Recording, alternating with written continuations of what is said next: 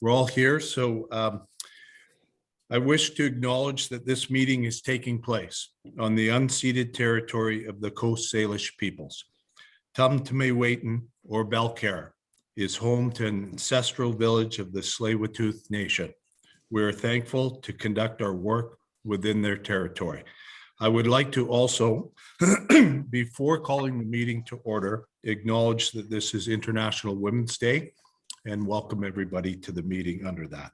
So I have on my clock that I call the meeting to order at 7:02. And we will look for an approval of the agenda. And I'll look to a counselor. Thank you, Counselor Snell. Your Worship, I'd like to, if I might, change the agenda slightly. And I would like to suggest that we, under item 9, that we make item 9.1, make that unfinished business, and item 9.2 be new business. Okay. So if there's any, can I just, I've got the intent of what you want to do. I would like to just reach out and have our Chief Administrative Officer give some comments on that, and then we will go back to you, please. Yes, Your Worship, the order of the agenda is set out in the procedure bylaw. And okay. Amendment to that would require an amendment to bylaw, and that should be brought up under new business. Okay. All right. So Councillor Snell, the advice is for you to take what you're trying to do, which needs an amendment to the procedure bylaw, and to put it under number 9, new business, correct? Chief Administrative Officer Dysart? That's correct, Your Worship. Okay. So Councillor Snell, would you like to amend the agenda to achieve that? And then you'll be able to speak to that under 9. Actually, Your Worship, you wouldn't need to amend the agenda. We should just place that under. Place it when it comes up. Right now, just be approved the agenda as circulated. Okay. So I'll look for a mover. I've got Councillor Wilder and I have Councillor Clark seconding it. So it's on the table to approve the agenda. Any discussion on that from the councillors? Okay, seeing none, I'll call the question. All in favor, please raise your hands, and we've got unanimous, I believe. Okay, so the motion carries in the affirmative. We are on to adoption of minutes, 3.1 special council meeting, February 16th, 2021. Looking for a mover. Councillor Wilder, and I'm looking for, and I found Councillor Clark as a seconder, that the minutes from the special council meeting held February 16, 2021 be adopted. I have discussion on that from our council, please. Okay, seeing none, I'll call the question on the February 16, 2021 meeting. All in favor, please. Aye. Okay, and the ayes carry it, the affirmative vote carries. So we are on to the regular council meeting of February 20, 2021, looking for a motion from a councillor, and I found that motion in Councillor Clark with a second by Councillor Drake. And that's for the regular council meeting held February 22nd, 2021 be adopted. Any discussion? Council? Seeing none, I'll call the question. All in favor? Aye. Aye. Okay, and it carries in the affirmative. All right, so we are now on to delegations and presentations. It's our pleasure and my pleasure to be able to welcome the RCMP and Superintendent Keith Bramhill, Inspector Andrew Martin, Staff Sergeant Ted Luco, and Corporal Neil Reimer to come and give an update. And thank you very much from myself, our council, and all of Belcara. We appreciate your presence here and welcome. Thank you, Mayor Ross. Can everyone hear me okay? Yes, I believe, yes. Thank you, Mayor Ross. Your Worship, fellow council members, thank you for the opportunity Just briefly, if I can just go over maybe a little bit of our background and what my principles are, policing principles and so forth. As for an update, I know Staff Sergeant Ted Luco's online and Neil also. So thank you for the opportunity to serve all our communities policed by the Coquitlam RCMP. I come to you with 30 years of strong operational administration policing experience serving First Nations, Indigenous people in Alberta, and the last 26 years in the Lower Mainland, having grown up in Delta. I'm into week 9, folks, right now, so huge learning curve, but I'm extremely excited about serving alongside the women and men of your RCMP detachment. I'm looking forward to building relationships with the various councils based on a foundation of trust and bilateral communication. My expectation of our fellow officers and key stakeholders and partners is to espouse the core values of the Royal Canadian Mounted Police. And that's honesty, integrity, compassion, respect, accountability, and professionalism at all times. My policing principles and approaches focus on prevention, education, enforcement, and protection. I firmly believe in the back to basics of policing. What does this mean? That means greeting our citizenry at the front counter, answering the complaint line in a courteous and problem-solving manner, dispatching our calls sincerely, and servicing our citizenry accurately, investigating our complaints thoroughly, producing quality investigations, exhausting all investigational avenues, and updating and calling our complainants back before concluding an investigation or a file. Finding win-win solutions to community problems and issues is a big principle of mine. I like to find win-win solutions with our community stakeholders. I want to impress upon our officers to try everything possible to leave a positive impact on our citizenry upon every contact in our community, whether that be Belcarra, Anmore, Coquitlam, Port Coquitlam, or First Nations peoples. Policing in 2021 is extremely challenging in the social media real-time world we all live in today. The police and the community must continue to forge those trusted working relationships and partnerships and problem solve systemic community issues. The police cannot do this alone, nor in isolation. Working together, acquiring and analyzing root problem solving in our community, driven by intelligence, will give us all a community we can be proud of to work, to learn, to live, and raise our families.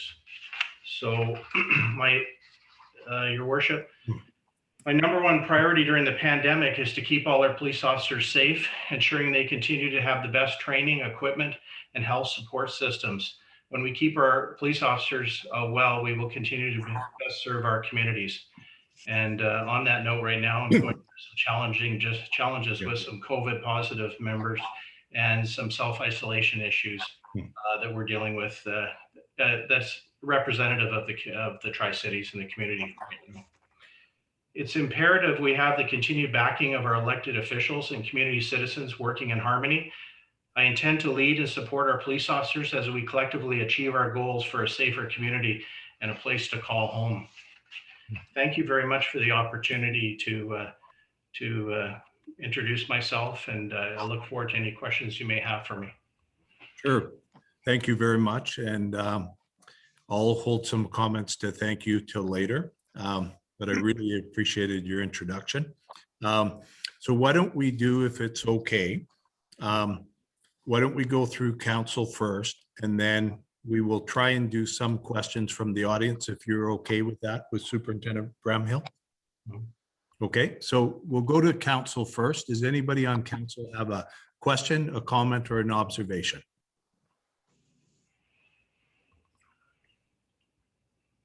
Okay, so we will, is there anybody on in the audience right now? And we'll do for a minimal period, but if there's someone who has a question that they would like to pose, we'll take a quick look.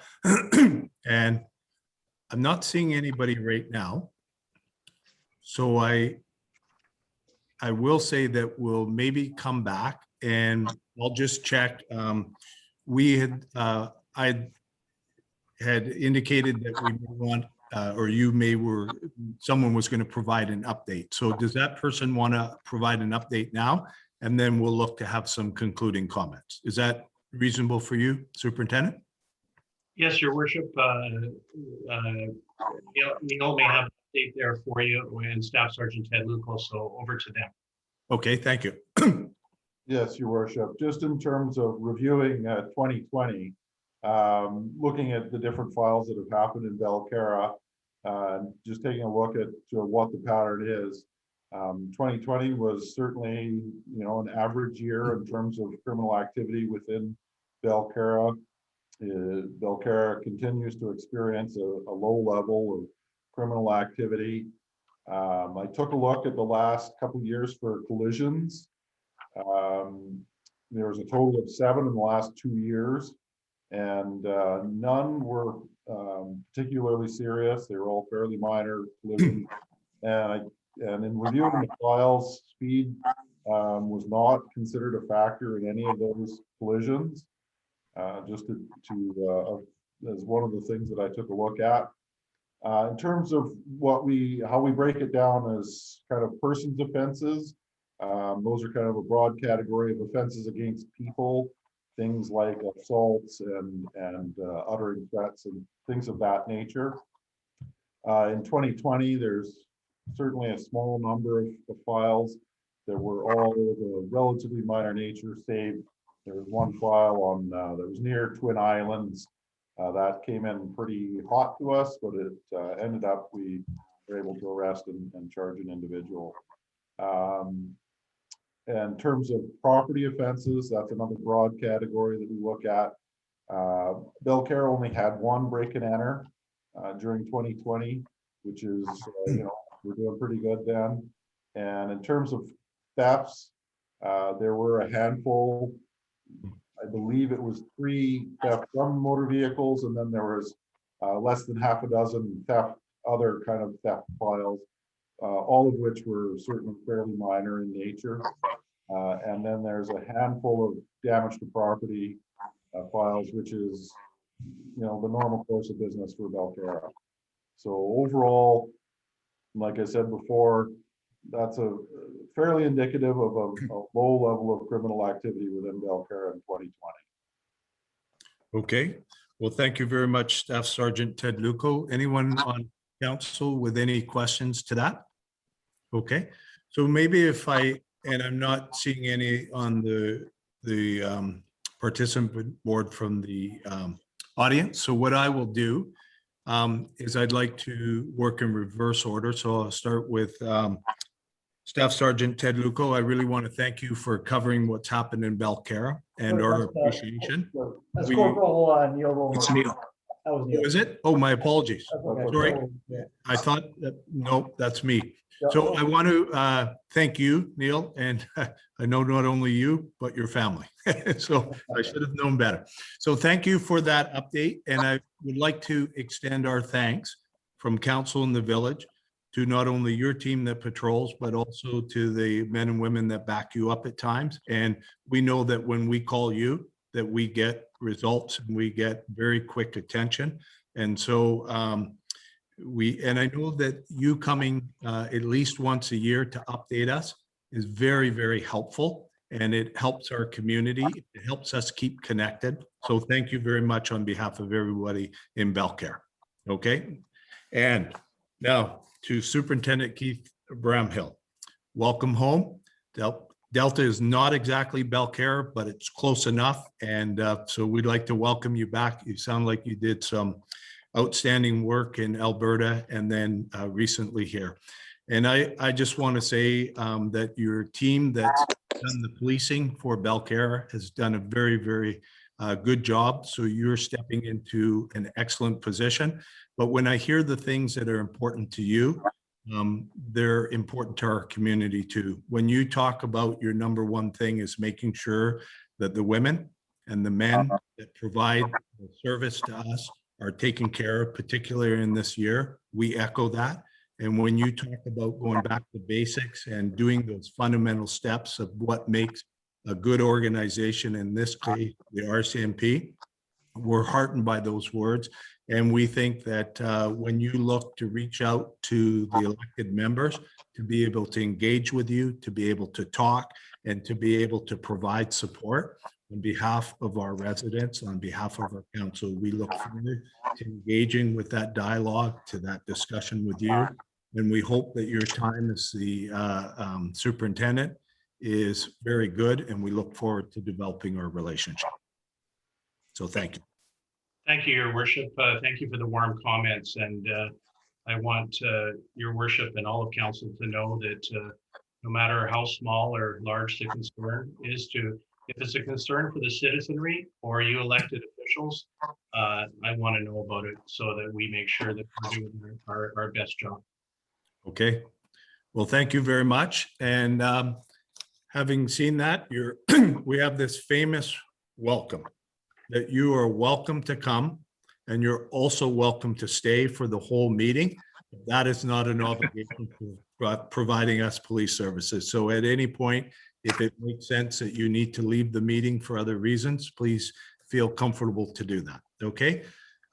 Chief Administrative Officer, do we need anything in terms of a receipt on that, or? No, I think we're good. Thank you. Okay. Worship. Mhm. Good. Okay. Well, thank you again. And we'll move to item 4.2 if we could.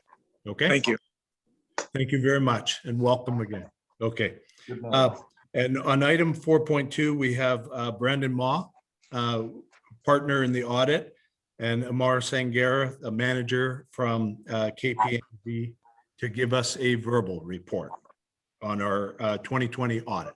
So who would like, Brandon, would you like to go first, please?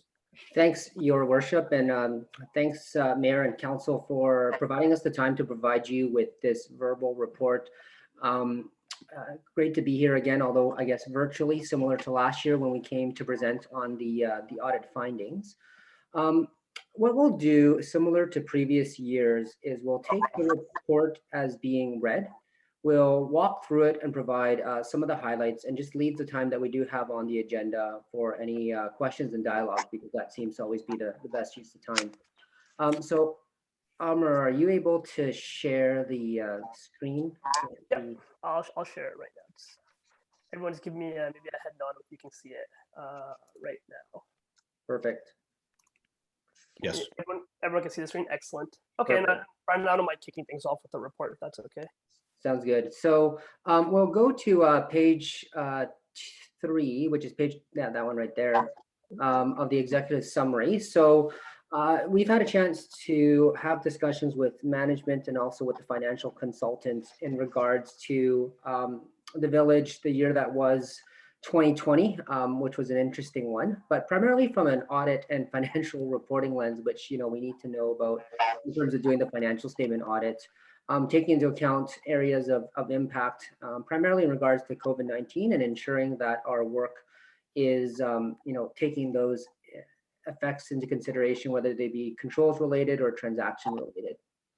The other area that I'll touch on here is just materiality.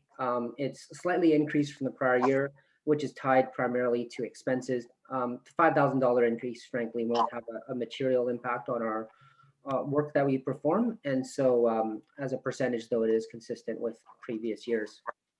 Amr, if you don't mind going to the next slide.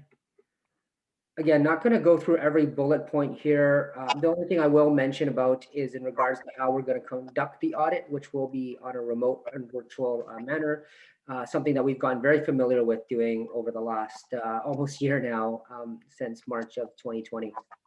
Next slide, Amr. Yep. So the main thing I want to highlight here for Mayor and Council is in regards to the last point around the COVID-19 Safe Restart Grant, and just in terms of the accounting treatment for this. This was something that was looked into not only by our firm, but we've also had discussions with other firms in the that work in this space. And through GFO ABC, they've issued a bit of a communication on some thoughts around the accounting, which high level means that the grant will be recorded as revenue, and it will flow down to your reserves and managed accordingly in that regard. there is a requirement for the financial statements to include a schedule talking about how these funds are being utilized relative to the stipulations under the letter. This schedule is not required to be audited, but obviously something that will ensure ties into your records as part of our work. The next few slides, and again, not going to go through this in detail, but maybe take a pause there. I mean, these are the areas that we typically focus on for a municipal audit, and no difference for the village. Capital expenditures and operating expenditures, including payroll, are obviously important. And then anything from a legal perspective that may or may not be around, we'll ensure that we get confirmations and review legal claims and invoices to ensure there's complete disclosure. Those are probably the main things that I did want to touch on. Don't think there's anything else really in the report that is worth noting. One item, just you may have heard this in your other day jobs, professional lives, just around the new auditing standard.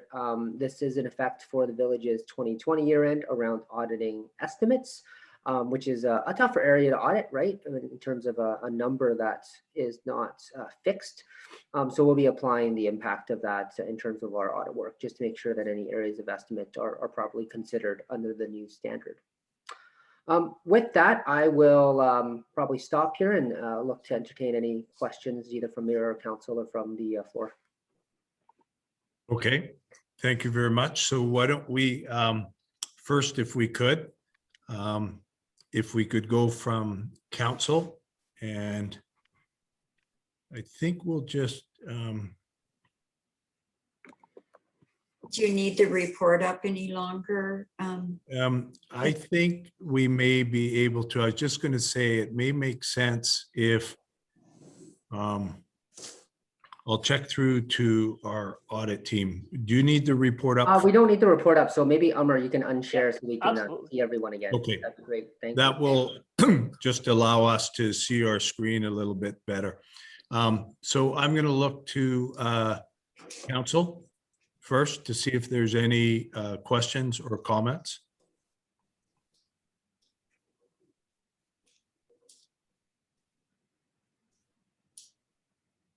Okay, not seeing anyone. We will look to the floor and see if there's anybody in the audience that would like to ask a question.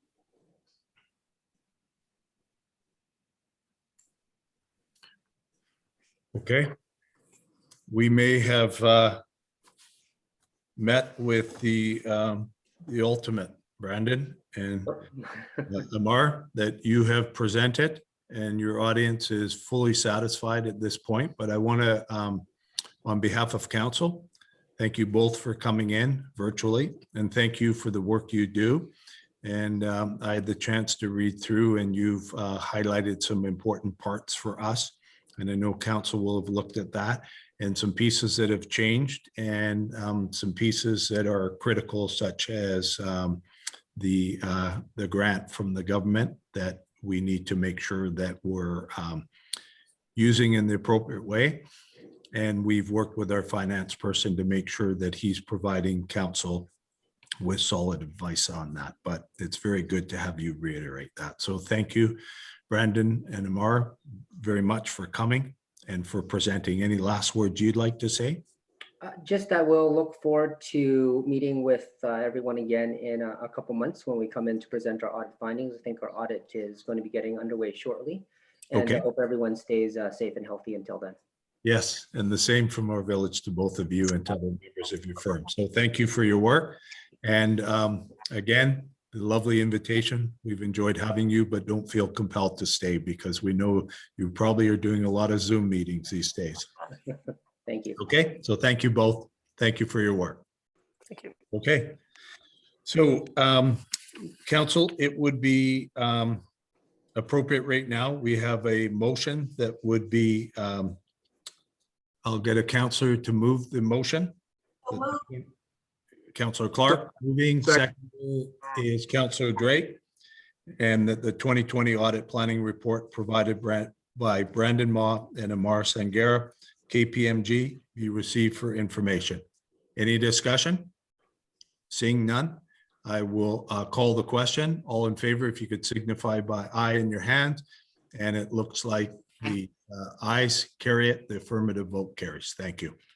Okay, so now it's my pleasure to welcome Brian Hirsch under 4.3.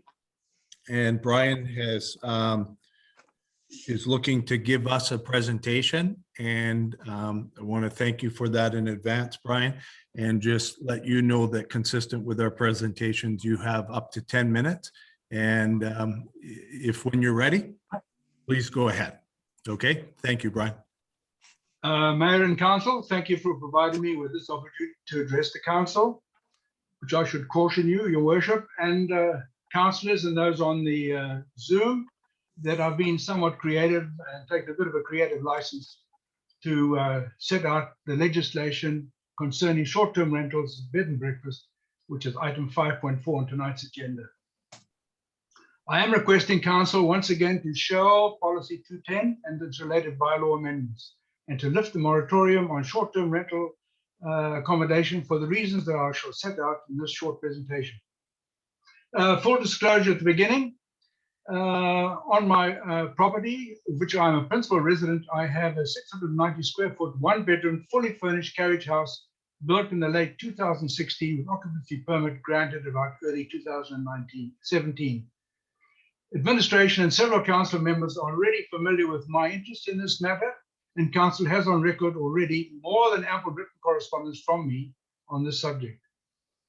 It has been and continues to be my intent to have the flexibility to rent the carriage house either long-term or short-term, or not at all, to accommodate from time to time out-of-town family, relatives, and friends.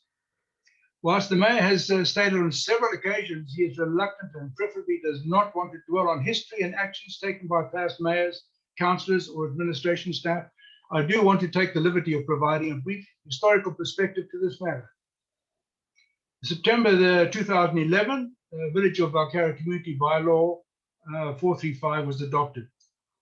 Section 3.1.2, reference to bed and breakfast operations may be permitted subject to amendments to the zoning bylaw.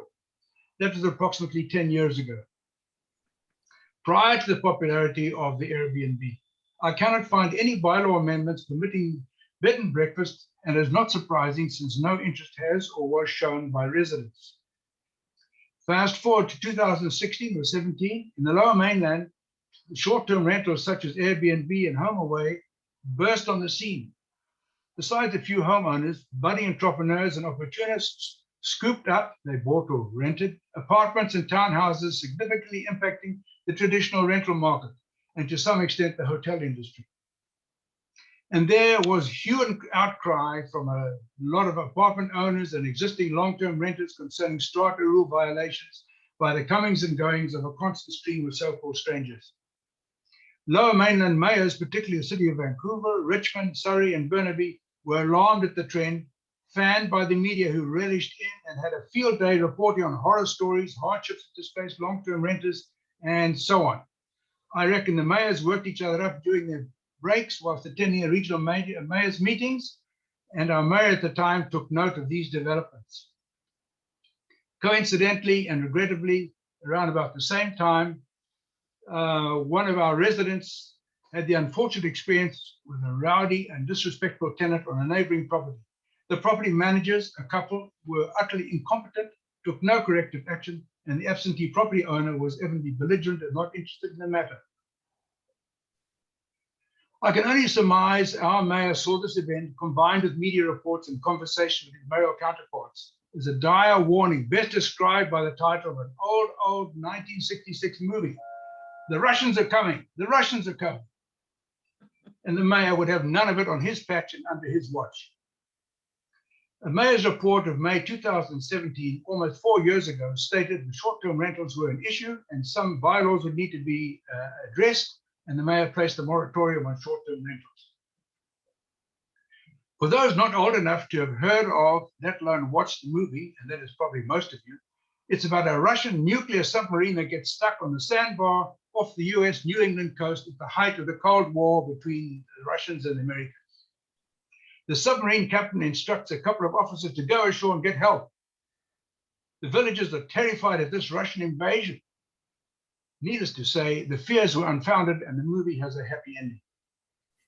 Well, there could be a modern day equivalent titled Airbnb People Are Here, filmed right here in our village. The opening scene could be of a very concerned mayor instructing the chief administrative officer to quickly recruit extra staff to handle the hordes of residents applying for short-term rental licenses, extra security for crowd control, and so on.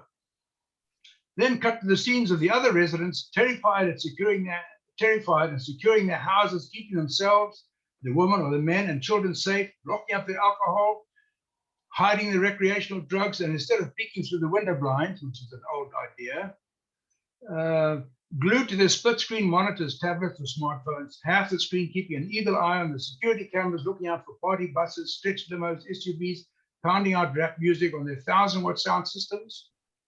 And on the other half of the screen, tracking and in a frenzied, excited fashion, participating in the social media feeds led by the Comparative Together Facebook group.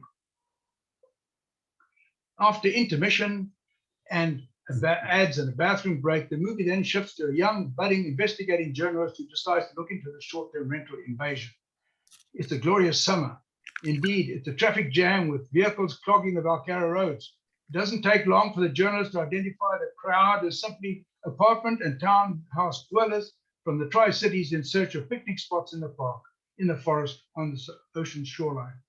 Vehicles loaded with at least half the kitchen, barbecue paraphernalia, patio furniture, tents and camping gear, sports equipment, and watercraft, and parking wherever they can find a spot, oblivious to oncoming traffic whilst they unload their stuff and marshal their families together with toddlers, teenagers, and grandparents. The movie ends with an aerial view on a crisp winter's Sunday morning. There are a few residents out walking their pets and the odd jogger out for a run. And the Airbnb catastrophe, well, it's simply an illusion. I am appealing to this council for perspective. Devote the limited resources that you have at your disposal, your intellect, experience, the time, the money, to those most important matters that will improve the quality of life and positively impact the collective interests of the village residents, not the special interest groups.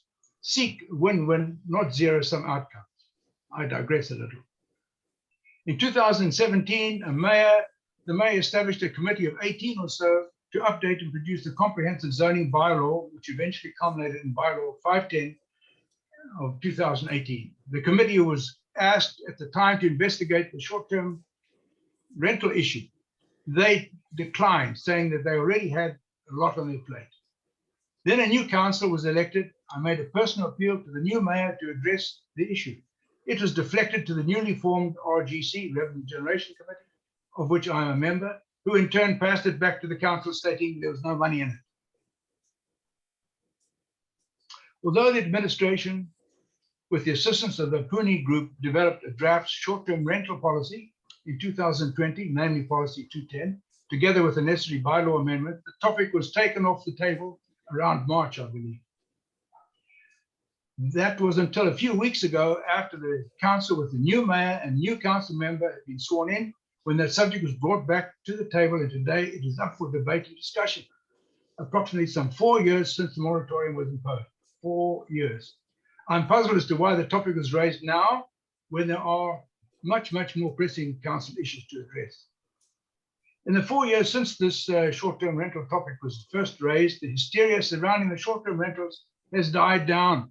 Towns and cities have introduced legislation in collaboration with the large rental companies, and there's kind of a peace and ordinariness in the land. The 4 years also has given me time to reflect on the short-term rental, and I sincerely hope also time for this council to rethink the best course of legislative action. And I'm suggesting, as I've said already, urging the council to take no further action on this legislation. Lift the moratorium on short-term rental accommodation and treat them the same way as long-term rentals and boarding houses, the way boarding houses are treated in Valcara. I already stated there's much more important issues impacting the village as a whole, and council needs to successfully put these to rest within its 18-month mandate, which, by the way, is about 30 council meetings. Belcarra is not a destination mecca for the masses, for cultural events, or nightlife, that's Vancouver, or for surfing ocean waves, that's Tofino, or for snowboarding, that's Whistler. Probably the closest match to the attractiveness of our village is as a monk's retreat, and not much more.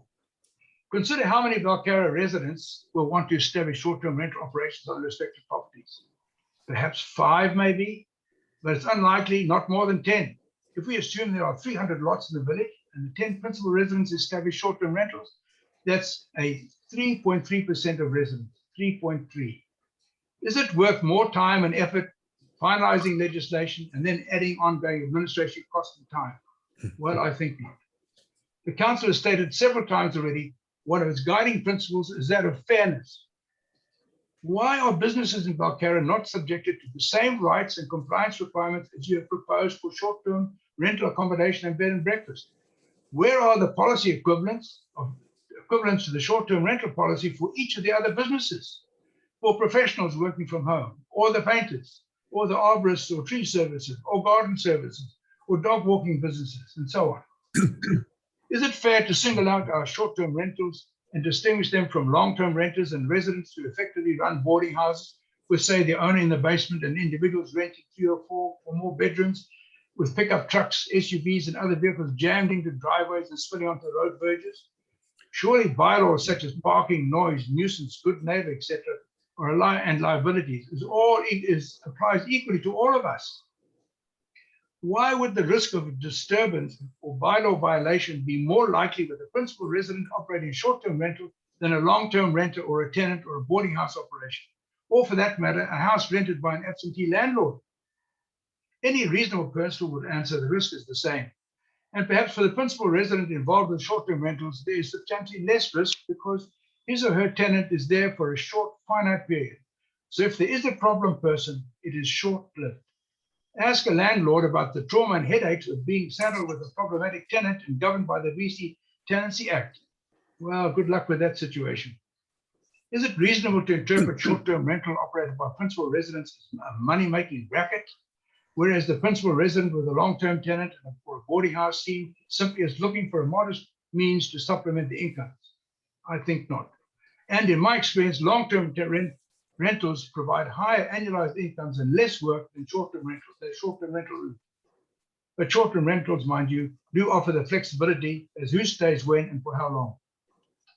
And if the council, in their collective wisdom and after careful debate, still decide to proceed with legislation, tonight's agenda 5.4 on page 2, and the council report on pages 77 to 86, then I ask council to refer to and address each of my concerns as I've laid out in my most recent communication via email to council, which is item 8.8, page 3 of the 123 pages, dated February the 18th, and is detailed on pages 109 to 110. Also, copies of the fairly extensive correspondence I have written to council on this subject is available if requested or ask the village staff. In conclusion, my recommendation is shelve the legislation, allow short-term rentals in the village as council does with long-term and boarding houses. Let the issue be complaints-driven. In the course of the next 12 or 18 months, determine just how many short-term rentals there are in the village, how many complaints, of which how many, if any, were acute and chronic that could not be resolved by applying existing bylaws and issuing fines, and instead had to be settled in court. The council has more than enough, much more important matters on its plate to be effectively dealt with in the next 18 months of its mandate. I urge you to drop it. My time is up, and thank you. You're welcome, and thank you for the effort you put into that, and thank you for your reference to that movie. Much appreciated. We will move to council for any comments or questions.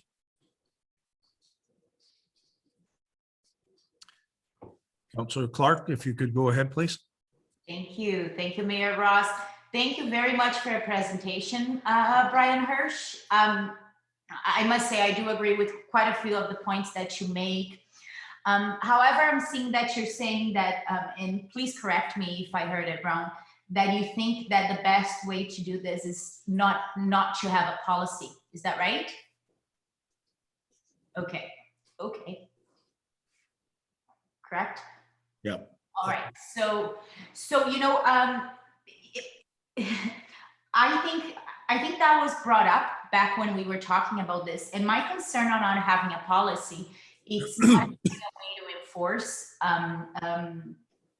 anything on short-term rentals, possibly creating a situation for the neighbors, let's say that short-term rental that it's not really being nice to the neighbors or being thoughtful about the neighbors, then we would have no way to enforce that. So then I would be afraid that we would end up in a situation where we have to shut them all down and just walk away from the whole thing. So at this point in time, I would prefer to have a policy on this. I'm very supportive and always was very supportive of the policy going forward. When time comes, I will be speaking to some of your items that you email council. Thanks for that too. Because like I said, I agree with you on quite a few points here. I'm just not sure at this point, not having a policy, that's the best way to go. I don't think it is. So I'll end it at that. If I could ask Brian, I saw that you were reading from when you were making your presentation. Do you mind sending this presentation that you just read from to council? So is that okay? If you feel comfortable. Yeah, okay. And to answer your question about regulation and no regulation, I do think that on two counts, first of all, if you want to declare it as a business, then surely to goodness you should be applying the same policy 210 equivalents to all the businesses. I mean, why are you singling out short-term rentals? Other than from the historical perspective, all this panic and everything else that and the hubbub that was caused in 2016-17, and also the question of no policy. Well, what do you do about boarding houses and renters? What rules and regulations to apply to them? I mean, the same ones of noise, parking, good neighbor, and so on and so forth also apply, and they would apply to these. And similarly with businesses, why, I just said that, why single out us? Why not have equivalent 2010 policies for all the other businesses? I mean, they also got to worry about deposits and liabilities and, I don't know, complying with whatever the rules and regulations are of that particular industry. So that's not saying it's a Wild West and there's nothing. We already have extensive bylaws in place already. I mean, there are lots of them. And you can have a problem tenant that's a long-term tenant. You can have a problem party animal, principal resident. So why you think that just suddenly going to be short-term renter guys? And I would venture at least 70–80% of the folks that are on this Zoom call have experienced now, had used Airbnbs somewhere in the world. I'm willing to wager. So I think I said enough there. Okay, thank you, Brian. I appreciate it. And I agree with you. I think, I agree with a lot of your comments here. And I agree with the thought of why should you treat that any different from any other business, right? So thank you. Okay, any other counselors at this point? Councillor Snell. Yeah, thank you, Brian, for that presentation. It was very informative. I'm fairly new to this, as you're probably aware. I do notice, as others, that 5.4 is on the agenda this evening, and I guess this long journey that we're on now could be likened to crossing a suspension bridge. We started a long way back. We're halfway along it. We're almost at the other end. Are we able to accomplish what we want by getting a bit of a gallop up to the far end and getting the matter off the table and dealt with? I totally agree with you, and I think a lot of people in the village would agree that we should be complaint-driven rather than bylaw-driven. But we've gone beyond that now. But I do see an end in sight.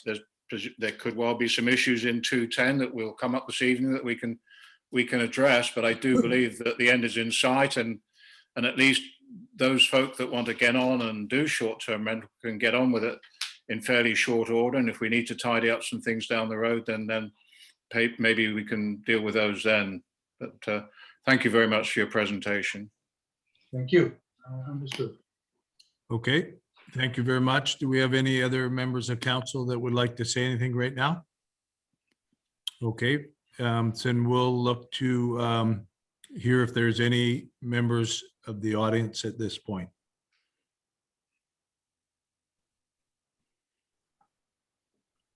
I'm not seeing anybody. Oh, I may be seeing some people.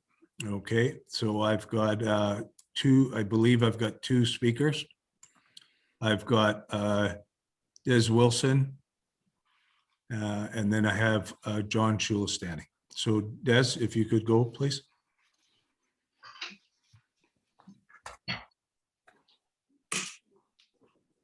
Des, you're muted. Sorry about that. Thank you, Your Worship. I was going to make a comment later in the agenda when this topic comes up, but since Brian raised it, the question of the zoning committee 510, I sat on the zoning committee for some time, and one of the things that we ended up doing in that committee was recommending to council, and they accepted it, that we increase, I think about 25%, the maximum size of carriage housing. And the reason for that, largely the reason for that, was that we were concerned about the availability of affordable long-term rental in the village. And it's particularly for young families and particularly, again, for people who might be interested in serving on the fire department. And my question is that concern gone away? Because invariably, when you have short-term rental, long-term rental decreases. And because of that, if you look at Vancouver City website on short-term rentals, they do not permit short-term rentals in accessory buildings. They're restricted to the principal residence, directly to ensure that we don't have a decrease in long-term rentals. So I'm wondering, is that no longer a concern for the councillors? Thank you.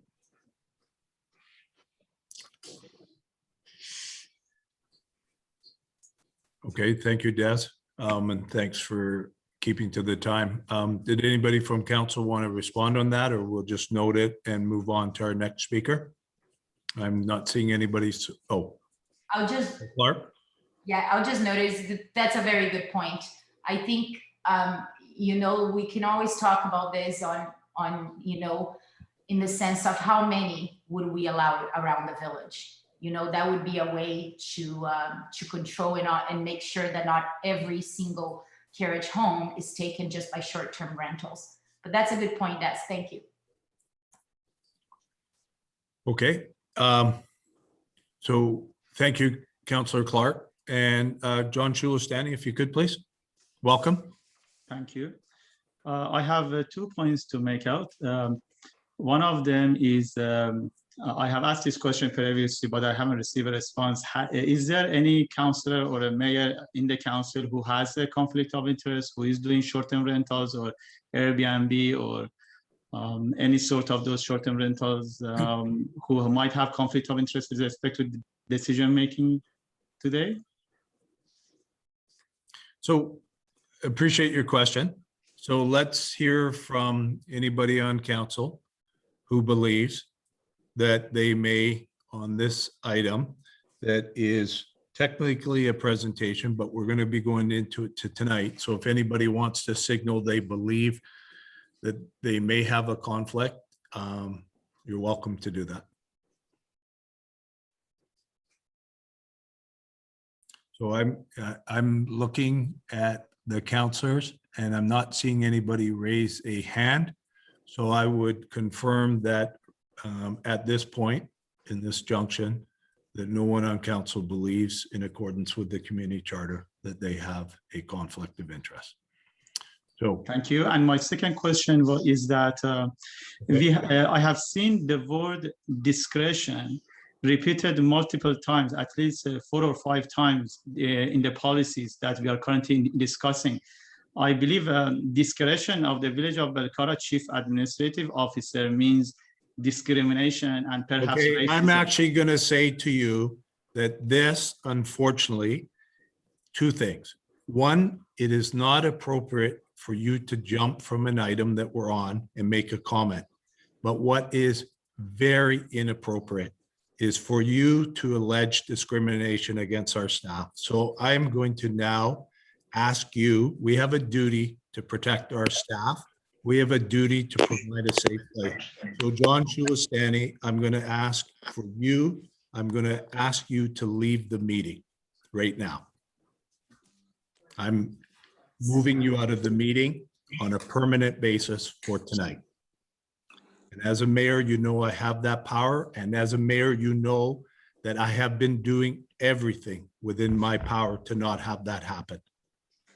Okay, thank you. And my apologies, because in the same way council was put on the spot, and I think that's absolutely appropriate to ask about conflict. What I do not think is appropriate is for staff to receive those types of allegations. So with that, we're going to move on. Thank you. Okay, just give me a quick second.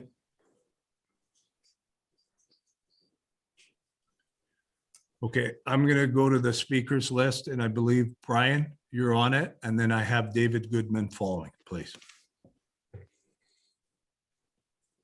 Just to comment on the question of taking away long-term renters with the advent of allowing short-term rentals. Well, there's two things there, I think. One, it's a bit irksome. Who are you to tell me what I can do with my property in terms of rental?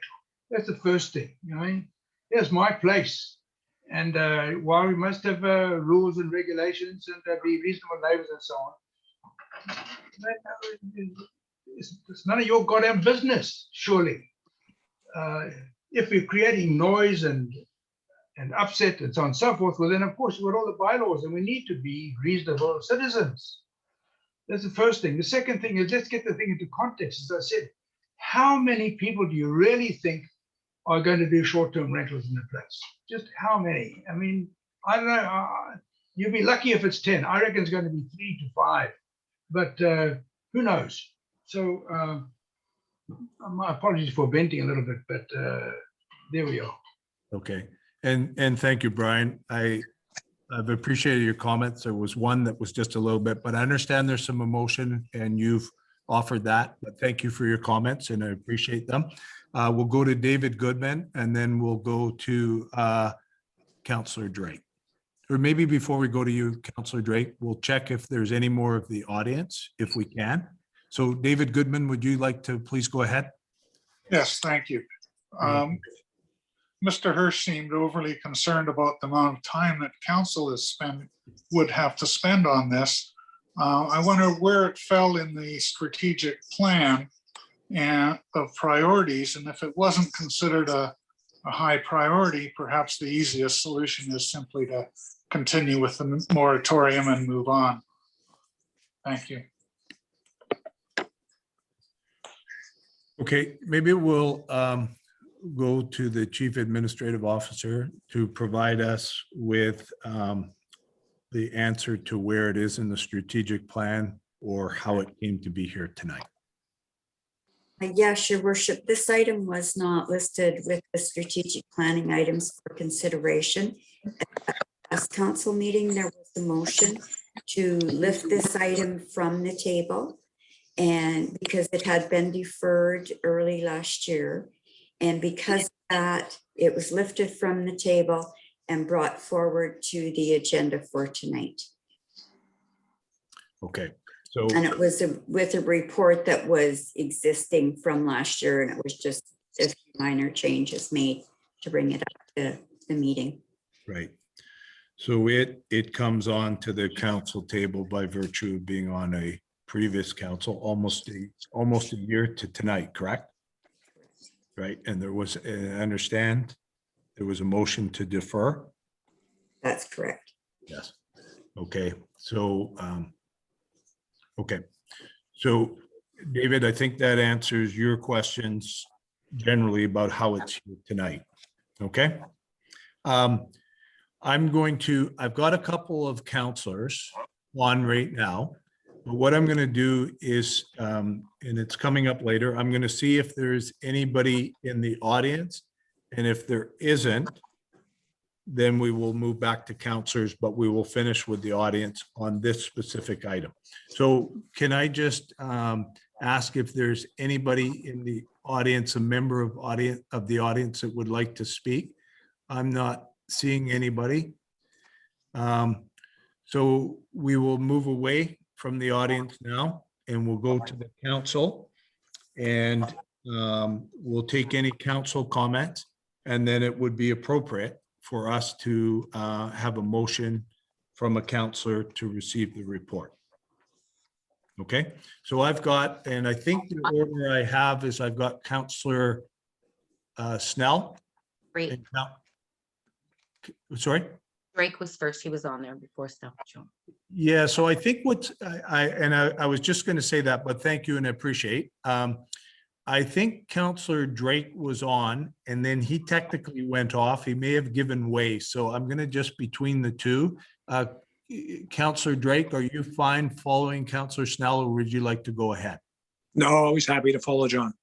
Okay, perfect. John, go ahead. Thank you. Yeah, thank you for that. I would just wanted to follow on from the last speaker and make the point that at the strategic planning, we certainly agreed that we wanted to get items off the table and dealt with as quickly as possible, so and move on in that regard. So I think that's what we're trying to do, and that's why it's here tonight as 5.4. We want to move on. Let's get it off the table and move on. Thank you. Thank you. Okay, thank you, Councillor Snell. I'm going to Councillor Drake. Thank you, Your Worship. Yeah, just I agree. One of the things that we did talk about around the margins of the strategic planning session was the need to advance those items that were on the table, and this one has been in that mode for, as Brian points out, for a very long period of time. I also want to add, I think the point that that was raised with respect to by Des with respect to the impact on rental, I think our numbers are so small that I don't think that's a factor that we should be concerned about. I do think the market will tend to take care of it. I'm very conscious, and I agreed with the recommendation that Des cited, that where we made the ancillary buildings, the accommodation larger on the grounds that it might be big enough then to actually provide affordable housing for families. And hopefully that will happen. And we have got some of that, I believe, already in the village.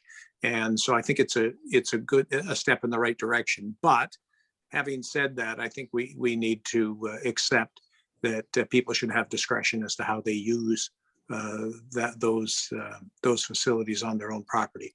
In any event, I'm simply eager to get this moving and have these types of issues that seem to have been here forever resolved. Thank you. Okay, thank you, Councillor Drake. So seeing no other speakers at this point from council, it would be appropriate for one of our councillors to move a motion of receipt of Brian Hirsch's report.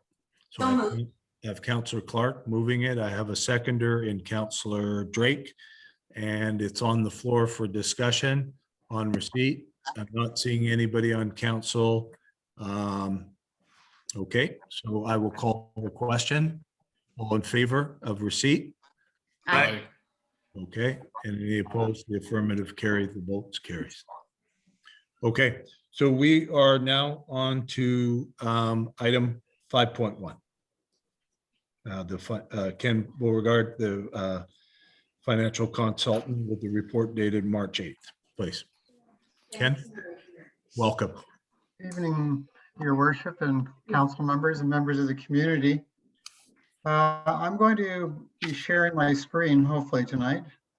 And okay. I'm going to be moving through the report and the two appendices to the report.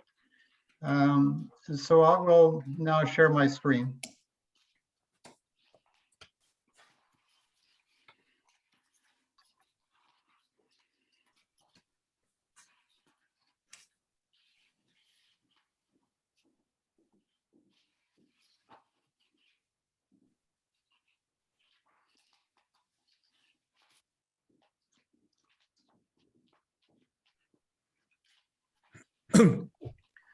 Can everyone see the screen?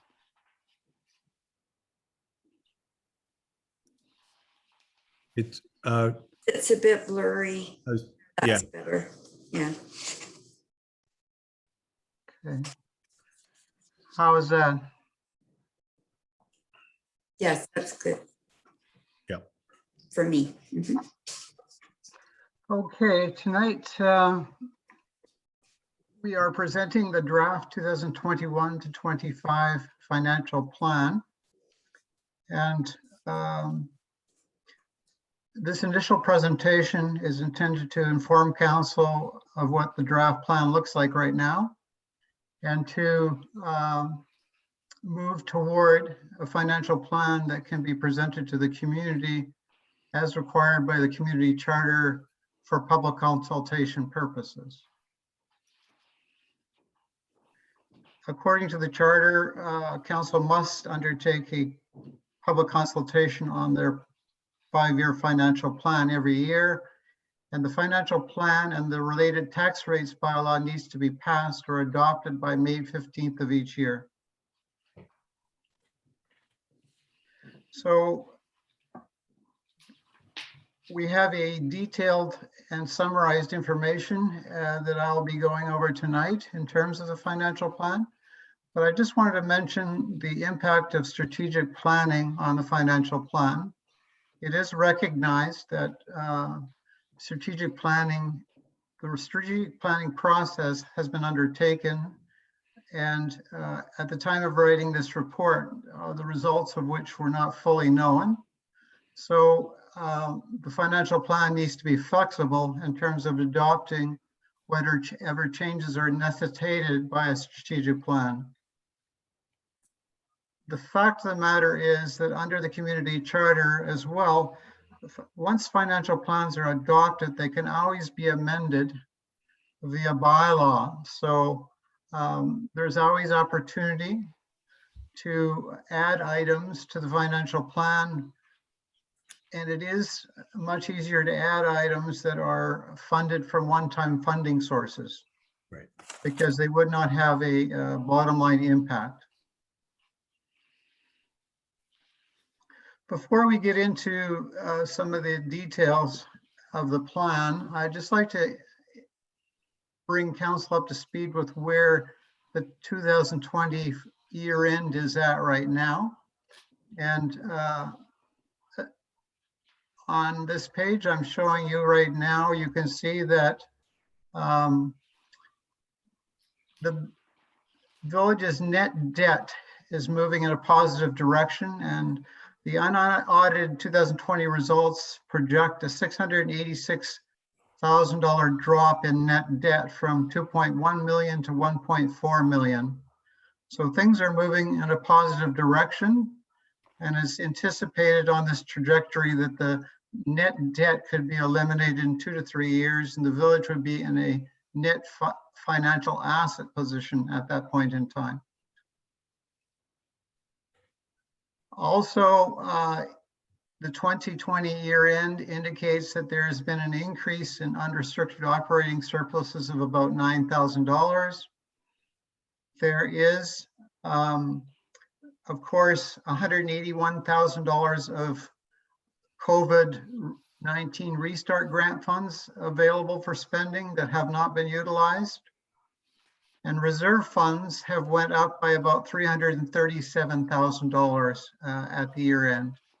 So those are all positive financial results that bring some context to the financial planning process. The other thing I'll just mention is there's 2 appendices that I'm going to be going over. One is the nuts and bolts of the financial plan. The other is a list of items that were brought forward from various persons or meetings that are been forwarded to budget discussions, which council will have to review as well as part of the financial planning process. And so a number of those requests are grant related requests. So there is some context here around what grants have been provided in prior years and what the budget is versus the unspent amount of the grants. The 2021 grant budget is similar to 2020 at approximately $4,700 for your information.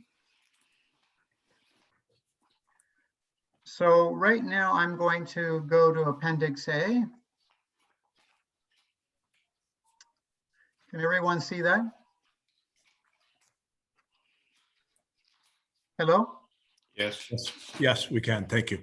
Okay, I just want to make sure because Yeah. I don't want anybody kind of having a blank screen out there. So in terms of the overall financial plan, there is information on each of the village's operating funds, being the general operating fund, the water operating fund, and the waste and recycle depot operating fund. There's information on the capital plan, reserves and surpluses, and on property taxes and user fees from a historical basis. But there's also more detailed information on each of the funds and an overview of the water debt that's outstanding, and also more capital detail and futuristic reserve and surplus balances. And then there's some comparative benchmarks with other communities, mainly Bowen Island, Lions Bay, and Anmore in comparison to Belcarra. So there's a summarized table here which indicates the highlights of the financial plan from a high level perspective. But I'm going to come back to this. I'm just going to go through more of the individual areas now. So what we see here now is we see the general operating fund, and we see the 2021 draft operating budget. And we see that there's regular revenues of 1.471 million and regular operating expenses of 1.151 million. So in the presentation of this plan, we have separated the regular operating and revenue expenses from the irregular amounts so that the core operation amounts are not distorted by one-time or special projects.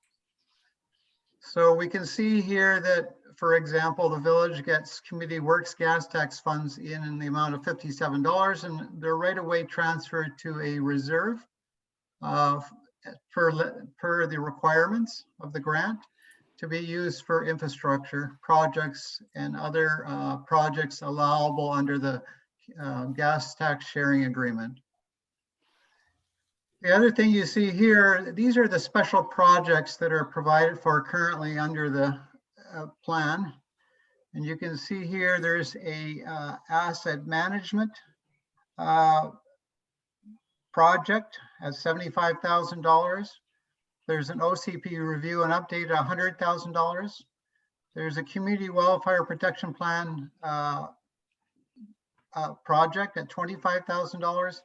And of course, we had the election, which was a one-time expense item, which was funded from the stabilization reserve. It's always the objective to fund one-time projects from one-time funding sources as opposed to ongoing funding sources. So you can see here where community works gas tax funds are being used in part for the OCP and asset management. There's been a grant that's been applied for asset management. And of course, a grant that has been approved for the wildfire protection plan. The asset management plan grant is in a queue with the federal Canadian municipalities, and the project cannot start before they decide on that grant because all expenses incurred prior to any decision would not be allowable under the grant. So we are putting off the project until we hear about the grant, basically. And you can see at the end of the day, after everything, that there's about $319,000 in the general operating fund 21 draft budget that's available for transfers to reserves and surplus in order to build up those key areas and to provide for the future. So when we look at the operating revenues and transfers, of course, you can see that the majority of the 2021 budget, 52% is coming from taxation. We have other operating grants at 22%, and the majority of that is the community investment grant that comes from the province of about $250,000. that's used for the village's operations. We have fees and charges at 8%. And of course, we have the special amounts coming from reserves and grants for the various projects that we see here. And if we look at the expense side of things, we can see that the major areas, of course, include administration, human resources, information services at 20%, the municipal hall, legal and audit at 8%, public works and transportation at 14%, and transfers to reserves at 16%. And then we have other amounts, including contracted services at 5%, planning at 2%, building and plumbing inspection and bylaw enforcement at 4%, a minor amount for fire and emergency operations, and of course, the special transfers and grants are as noted here.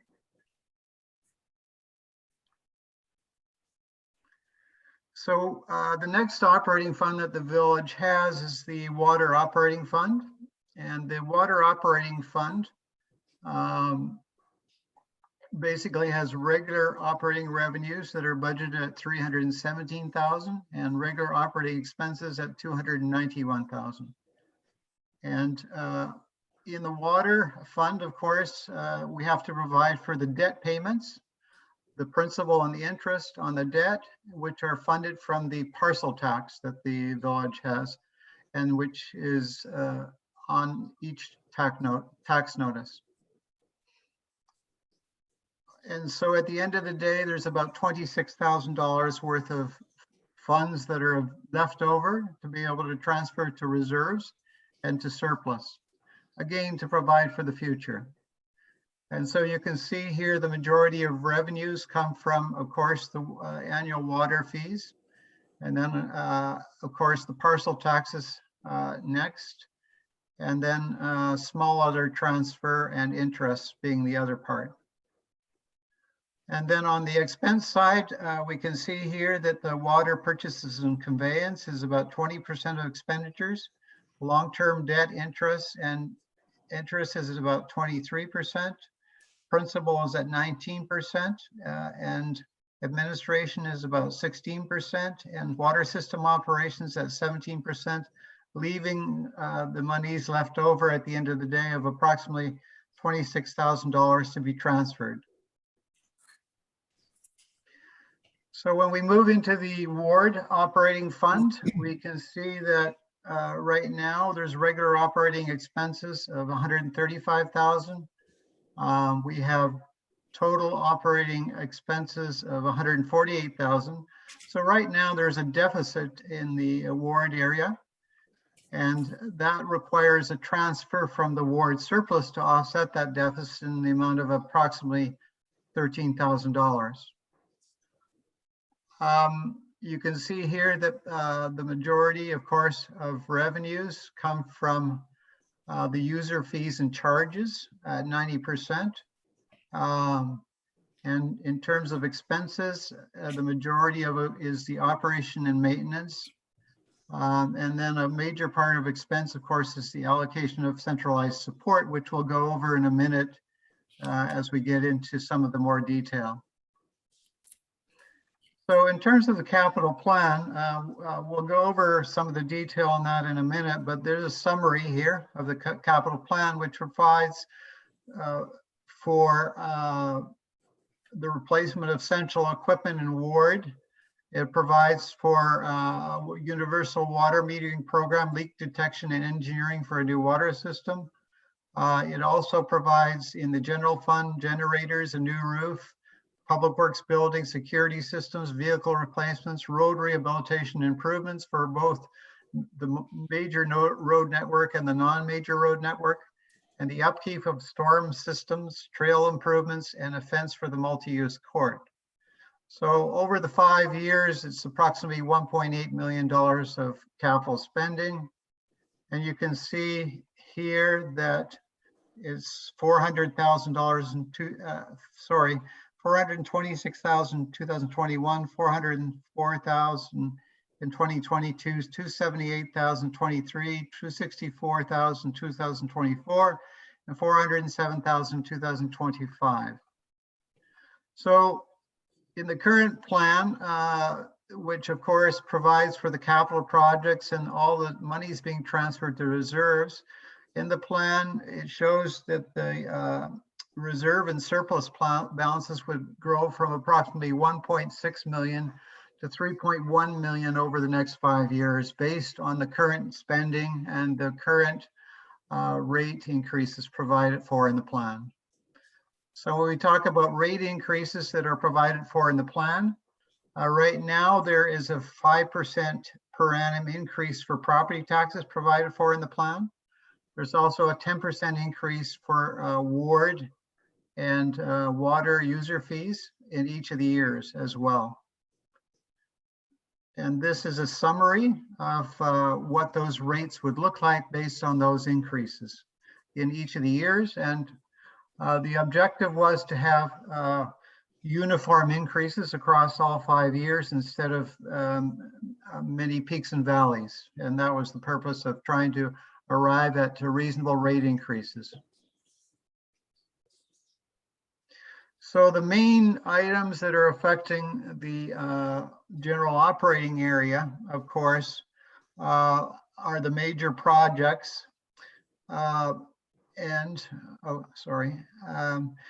As we passed a policy at the last council meeting regarding centralized support, in the financial plan, there is a phasing in of the centralized support, which is costed out from general to the major road network, water and ward, at a 50% phased-in level in 2021, 75% phased-in level in 2022, and a 100% level in 2023.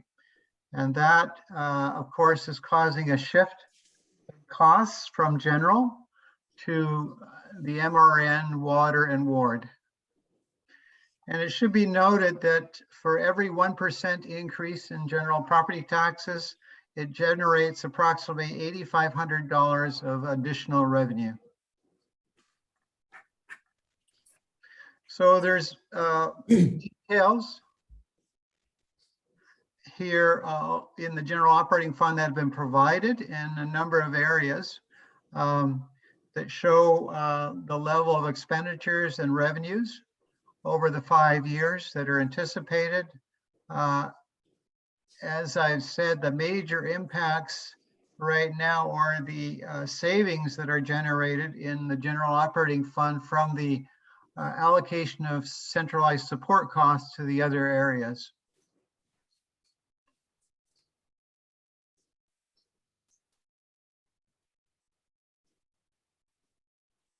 So when we look at the water operating fund, the main effects, of course, is the reallocation of the centralized support costs. The other major increase in the water area, which is causing an increase in costs, is the increase in water usage and the budgeted increase for the purchase of water from GVWD, or the Greater Vancouver Water District, and the distribution of water costs from the District of North Vancouver.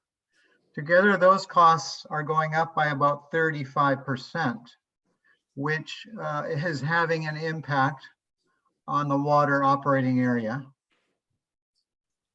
I will just point out here, you can see the centralized support costs being phased in and increasing over the 3 years.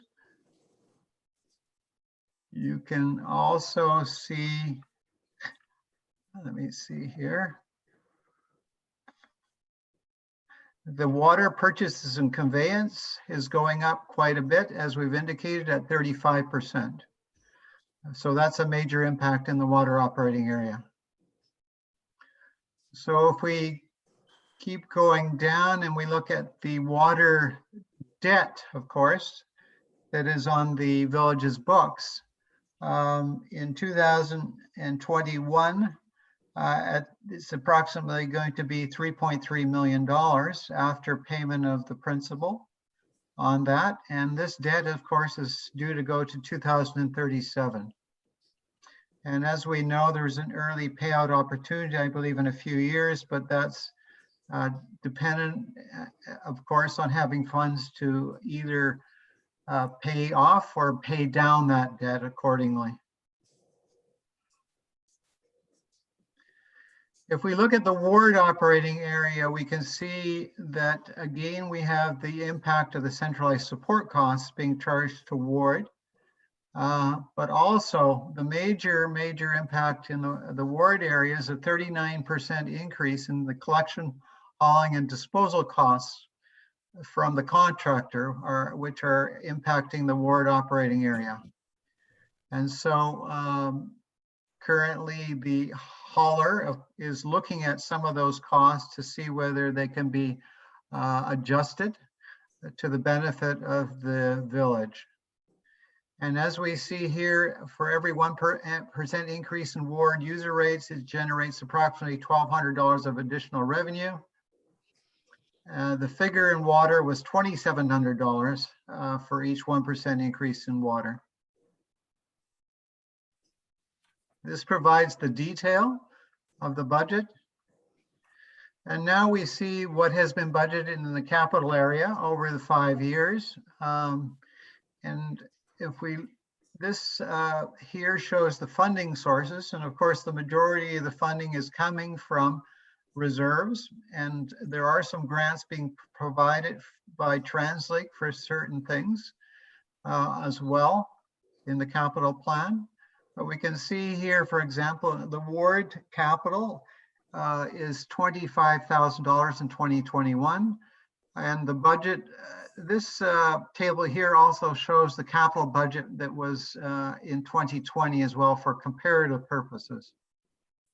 In the water area, we see the provision for the universal water metering at $30,000 in 2021, $30,000 in 2022. And we see also new water meter for leak detection at Tatlow. We see engineering for a water system. We see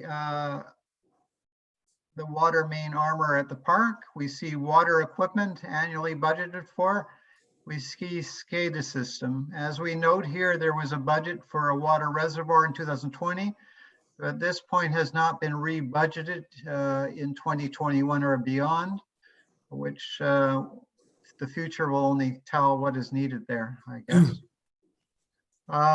If we look at the general operating fund, we see that we have the general area, and we have items like the information systems, laptops, things like that.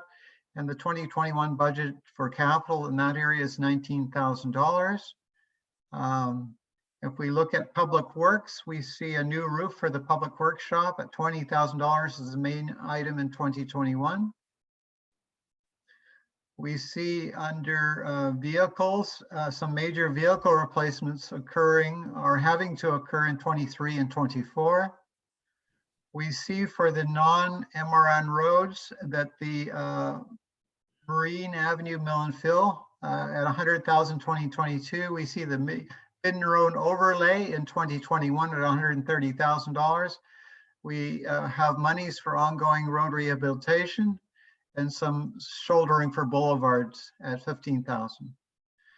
And when we look at the MRN, we have two projects planned for in 2021. That would be the Bedwell Bay road safety barriers and the Bedwell Bay recessed pavement markers. And both of those would be 75% funding from TransLink. We see that there's some monies provided for storm sewers in 2022. And we see, of course, some monies for trail improvements throughout each year. In the capital plan, we see the multi-use court fence in 2021 at $15,000. And this encompasses the details of the current draft capital plan. So in 2020, the village adopted a reserve fund and surplus policy, which spelled out the purpose and intent of each of the village's new reserve funds. And so as part of that policy, there were some reserves that had specific minimum balances that were stipulated and some optimal balances that were stipulated. And so this shows the projected growth in certain reserves and surpluses from the 1.6 to the 3.2 million, and how those compare to the optimal levels. There are some areas where optimal levels and minimal levels have not yet been established because that's dependent on having a fully functional asset management plan as well. So this is an area where we do comparative benchmarks with those other communities that I mentioned previously. And you can see that these benchmarks are based on, of course, the 3 communities mentioned. And there are comparisons of a financial and tax related comparison that I'll go over now. But just for information purposes, the ministry has calculated the average value representative home in Balcarra as being at $1.3 million. But this is negatively impacted by the effect of water lot values, which distort the true value of a representative home in Balcarra. So the true value, when you take out those water lot values, is $1.9 million, which is very close to that of Anmore. So for comparative purposes, we have used the $1.9 million. So you can see here, if we look, and this is based on the latest financial information available on the ministry website. You can see at the end of 2019, cash surplus funds that Anmore was at 2.2 million. The Balcarra was at 353,000. Bone Island was approximately 3 million, and Lions Bay was at 2.3 million. In terms of reserve fund levels, and at the end of 2019, you can see Anmore was at 6.4 million, Balcarra 1.1 million, Bone Island 6.2 million, and Lions Bay 2.2 million. In terms of net debt or net assets, whatever is prudent or the respective communities have, you can see that Anmore had a net asset position of 8.6 million, whereas Balcarra, of course, is in a net debt position of 2.1 million. But as we've seen from the 2020 year end, this is trending in a positive direction. We can see that Bone Island is at 7.2 million in terms of net assets, and Lions Bay is at 2.6 million. And if we look at the per capita long-term debt outstanding, you can see here where Balcarra, because of the water debt, is quite high in comparison to the other communities. So when we start looking at tax levels and user fees on parcel taxes on representative homes in each community, you can see in terms of general municipal taxes that Anmore was at in 2020 at approximately $3,000 on a household for municipal taxes. Balcarra was at $2,800. Bone Island was at $2,400, and Lions Bay was at $3,000. And you can see here in terms of user fee and parcel tax levels on a representative house.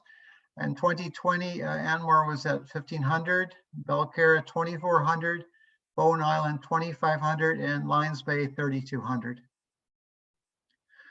So when you look at general municipal taxes, user fees, and parcel taxes all together, Anmore is at $4,500, Balcarra $5,200, Bone Island $5,000, and Lions Bay $6,200. And if you take total taxes, that includes taxes from other taxing authorities such as school taxes and Other regional taxes and user fees and parcel taxes as a lump sum. You can see here that Anmore is at about 8,200, Belcarra is at 9,000, Bowen Island is at 6,600, and Lions Bay is at 8,400. So you can see as well here that this is the representative comparative house values in each community. And you can see here after you take the water lots out that Belcarra and Anmore are very, very similar in terms of a representative house value at approximately $1.9 million. Whereas Bowen Island is much lower and Lions Bay is at about 1.5 million. So I'm just going to switch back to the overall report now. And this summarizes the total picture, so to speak, where we're at with the draft financial plan and the 2021 budget. And you can see here in the plan that the property tax increases are 5% across per year across the board in each of the 5 years. Water increases are 10%. The ward rate increases are at 10%. And this compares to 2020, where property tax increases were at 15%, water rate increases were at 10%, and ward increases were at 5%.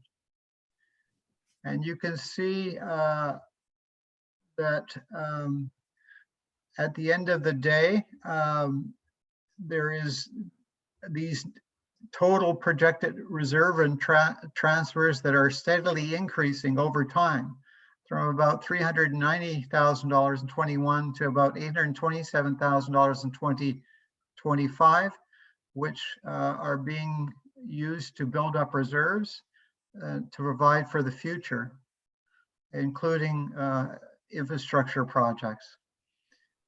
So again, these numbers are based on the capital spending and the rate increases noted in the plan currently. And of course, will change if there's any changes in those. This area just highlights the overall highlights of each area, which I've already gone over. And if we look on this page here, it provides various scenarios for a home and what the increases look like for homes connected to the water system and those homes not connected to the water system. So based on a 5% increase in property taxes, a 10% increase in water user rates, and a 10% increase in ward user fees, the overall increase in property taxes would be about $287 on a representative house, or 5.5%. And for a house that was not connected to the water system, it will be at $254 or 5.2%. And if we look at these other two scenarios, which include a 7% increase in property taxes in scenario 2 and a 12% increase in utility rates, you can see the respective increases for homes connected to the water system would be $373 and then $333 for a home that was not connected to the water system. And the third scenario is a 10% increase in property taxes and a 15% increase in utility rates. And you can see here, you end up with a $592 increase for a home connected to the water system and $452 for a home not connected to the water system.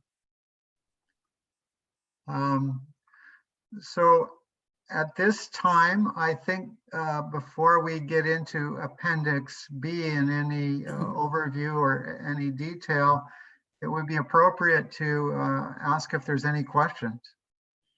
Yeah, so I note right now I'm seeing Councillor Carolina Clark has a question. So we'll. Yes, thank you, Mayor.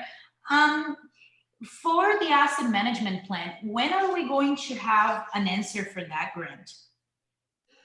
It may be later on this year because they're processing approximately, I think, 30 to 50 applications per month. And we're in the waiting list at about 230 the 230th application.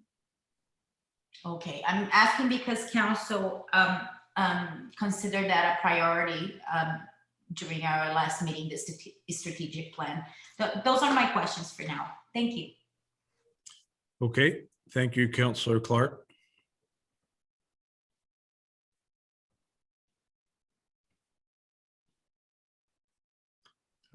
Do we have any other, Councillor Drake? Yes, thank you, Ken, and thank you for this. It's a pretty comprehensive piece of work.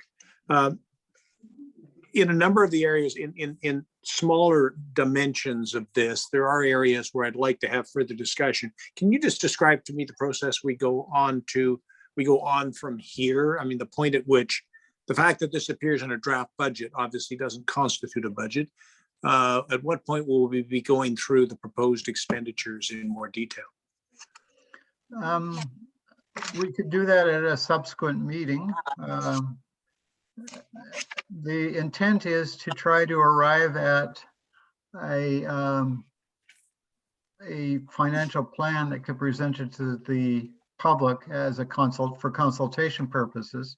Right. But we could do that at the next meeting if that was be council's wish. Yeah, there's just an enormous amount of material in here. I really appreciate the work.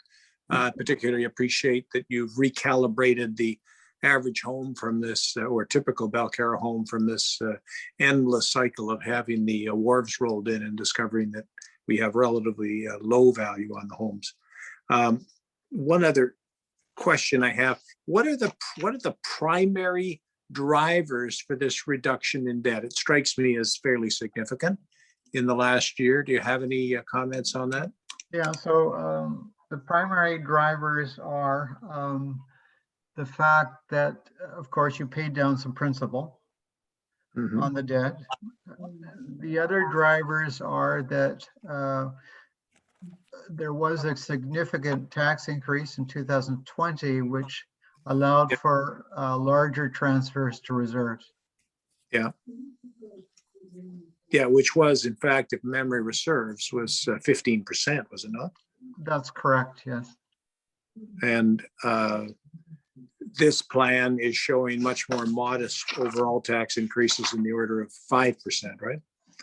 That's correct. And part of the rationalization for that is that, the general operating fund, which of course is where property taxes are the revenue source for, is also benefiting from the reallocation of those centralized support costs, which are savings, generating savings in the general operating fund of roughly 7%. And that, of course, leading to, once you've rolled in the taxes, you have more money to invest, to place into your reserves at year end.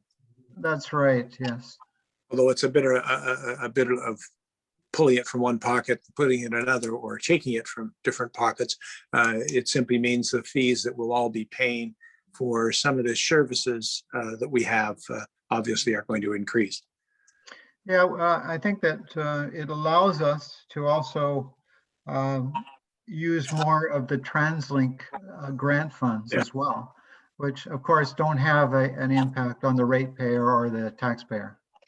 Yeah, understood. Yeah, I appreciate that. And I don't object to the theory. I mean, it makes good sense from a point of view of financial accountability. I think you've done a good job of packaging that. Okay, I have no other questions for the moment. Thank you.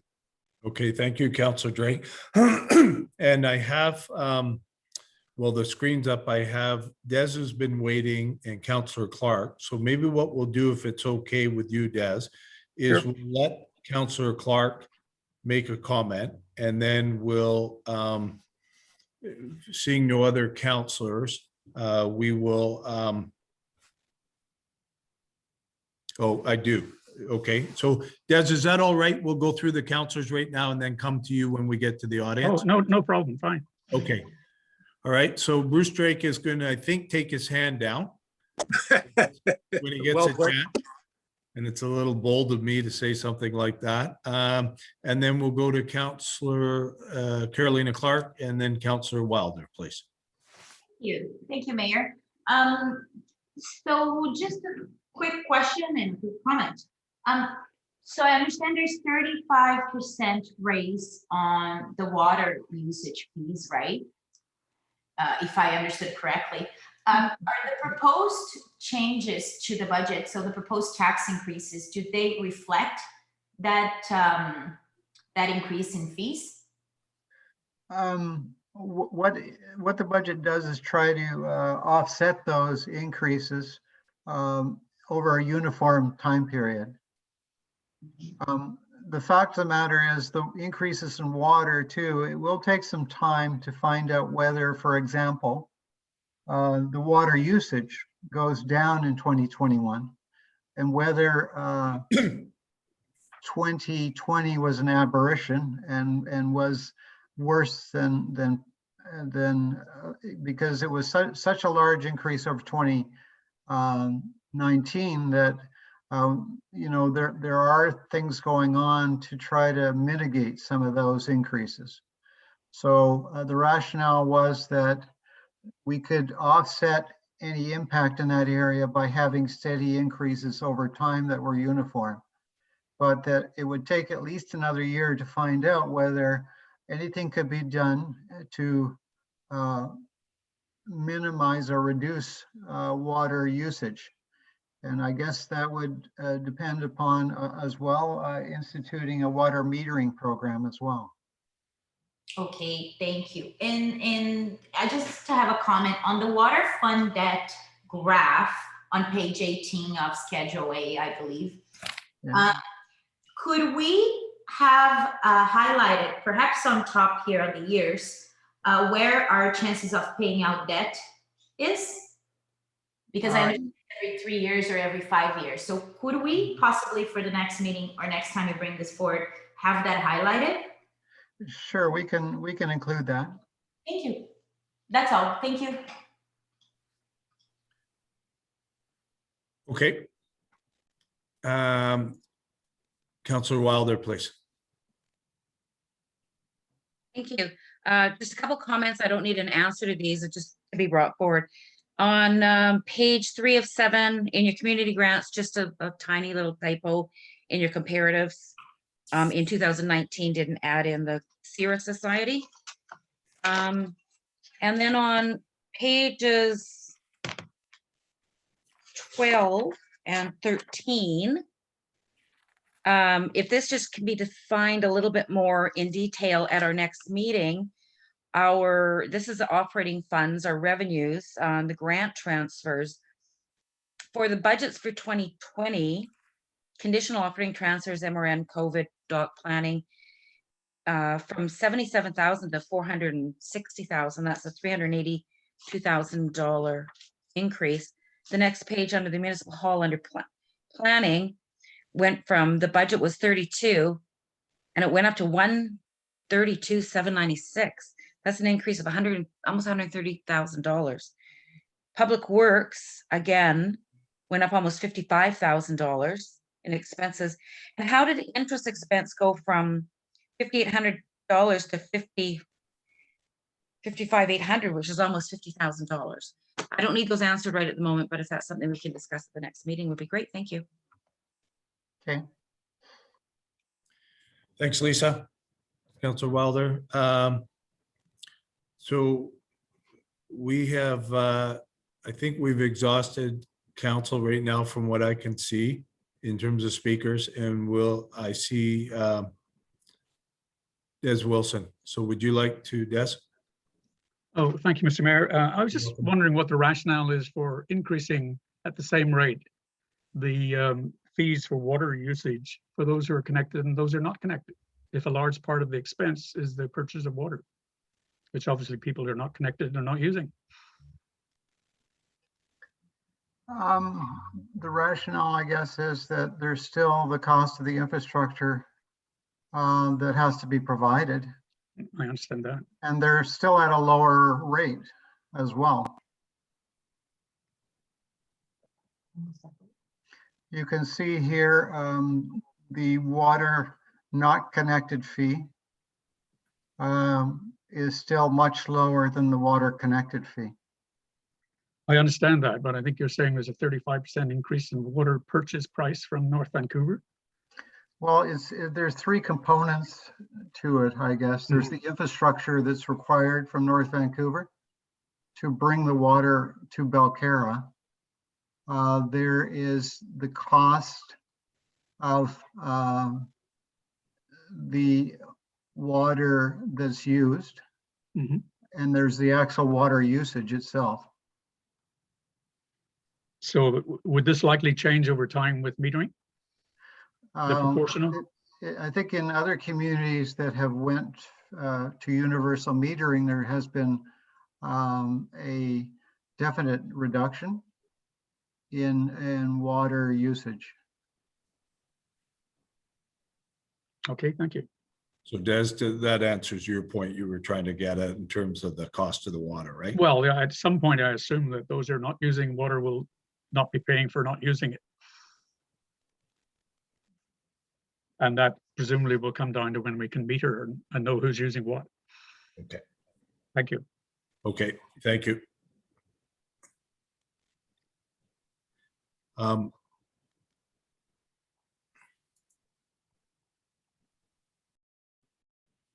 So let me see if, just going to the screen here. So I think we've, the speakers from the audience, I'm not seeing any. So we can go back to council and see if there's anything there from council.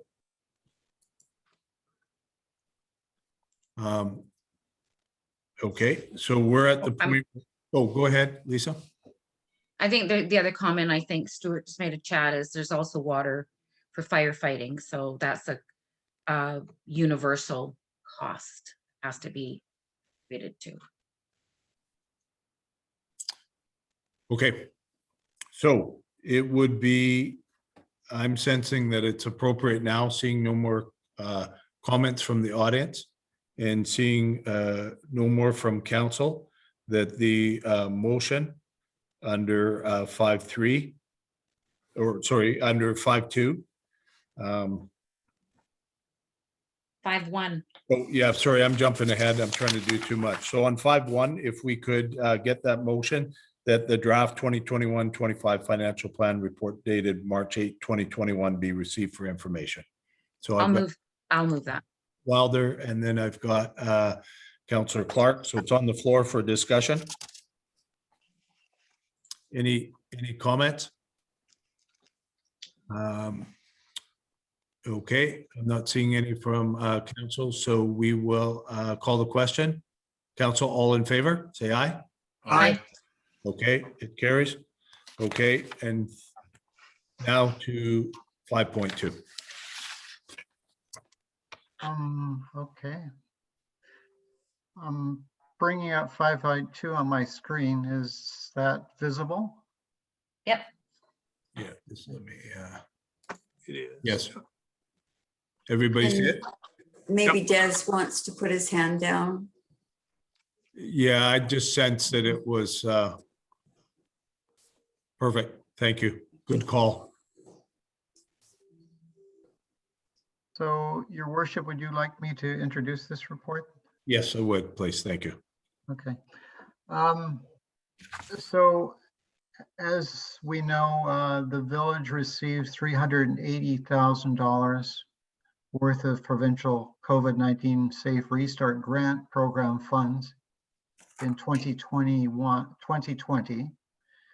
And the eligible costs under the program were to address revenue shortfalls, facility reopening and operating costs, emergency planning and response costs, bylaw enforcement and protective services like fire protection and police, computer and other electronic technology costs, services for vulnerable persons, and other related costs. So when doing the 2020 year end, we looked at which eligible costs and revenue shortfalls could be covered with the COVID Restart Grant.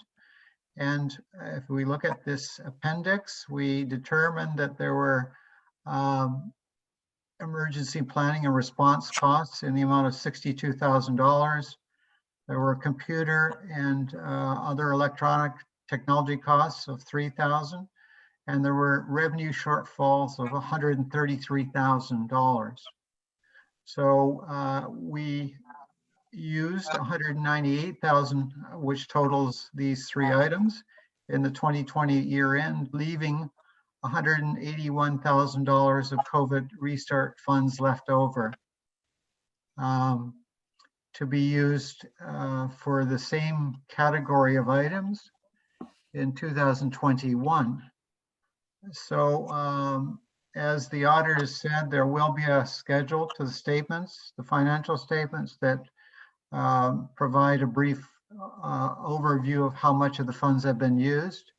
And before we actually went and used these funds, we had a phone call with the ministry, the local government infrastructure and finance branch. And we went over our spreadsheet and we made sure that we weren't doing anything that we weren't supposed to do with those funds. And we were in agreement that all of the items that I've just noted were recoverable from the grant. Okay, good, thank you.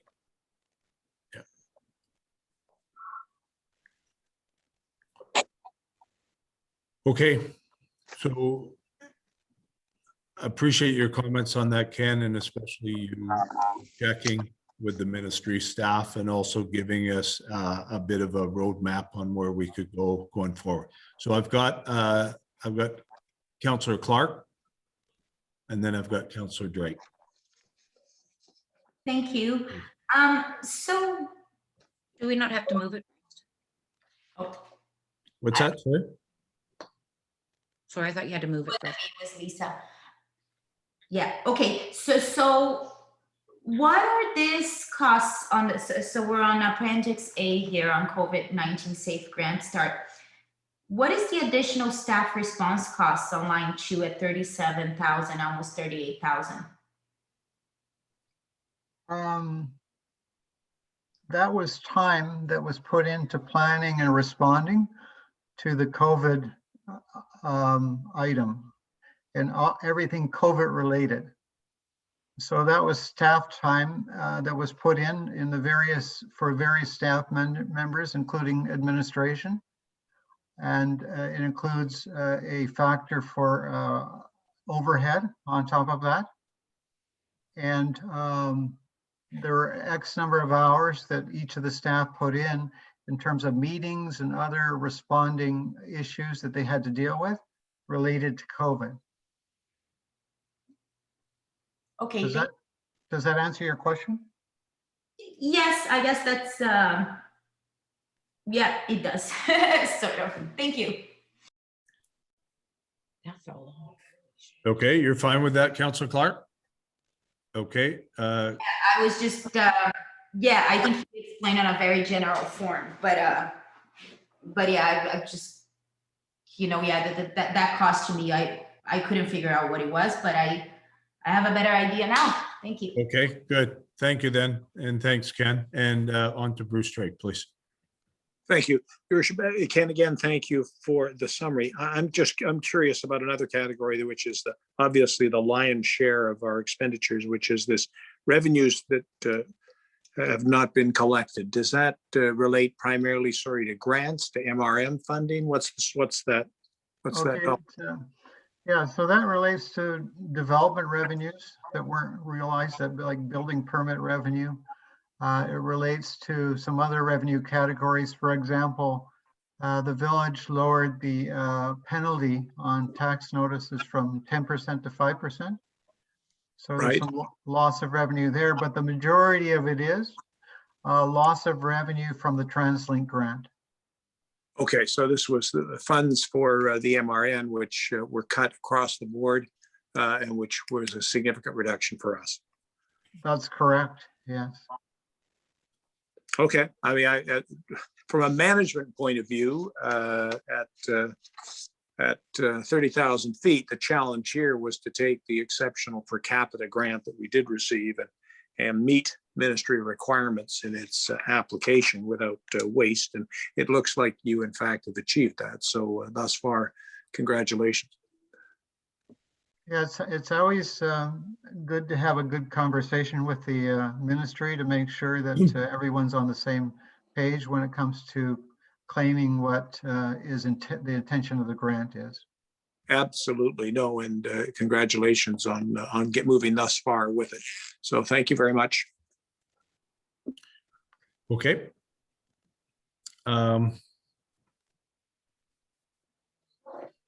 Bruce, when you get a chance on your hand. Thank you. Will do, yeah. Okay. So, council, do you have any other comments in terms of, we've got some funds that are unused, correct, Ken? That's right. We have $181,000 worth of funds that are unused. Yeah. So at some point, council, doesn't need to be tonight, but we've got a bit of a roadmap for some things that we could use it on. And then there's also some piece that, there was an element of good news today on the COVID-19. But there's also been kind of with us for the last while, the variants in a number of places in our community. So Ken, what's the timing for us needing to use the remaining funds? It carries forward indefinitely until it's used, or I don't think the ministry anticipates that any of the money would be returned, but yes, that it would be eventually used for the purposes it was given for. Right. Okay. So we've got some work to do, but there may be things that say we spend a little time contemplating that. Okay. Yeah, we have plenty of time to contemplate. Yeah. There's no, I get the piece that they're not expecting it back, and that's understandable. Okay. All right. So any other questions? So if not, we've got a motion there for council to move to be received for information. So Councillor Clark, you'll move that. And Councillor Wilder, are you seconding that? Yes, second. Okay. So, and you'll see the recommendation in front of you on the screen. Thank you, Ken, for people. Any discussion? All in favor? Aye. Aye. Okay. And I'm seeing the councillors I can see, I believe that the vote carries. So the vote in the affirmative carries. And I would like to thank Ken for his work on both those, and notice that on 5.3, I understand that Chief Administrative Officer Dysart, you're up on this one. And yes, Your Worship, this is Council Indemnity Bylaw, which Ken co-prepared. Yes. She did most of the work, I must admit, on it. And it is on the agenda for third reading. It would come back to the next meeting for adoption. So unless there's any further discussion, it's just for third reading, Your Worship. Okay, good. So what I'll do right now is I'm looking for a councillor to move it and a councillor to second it.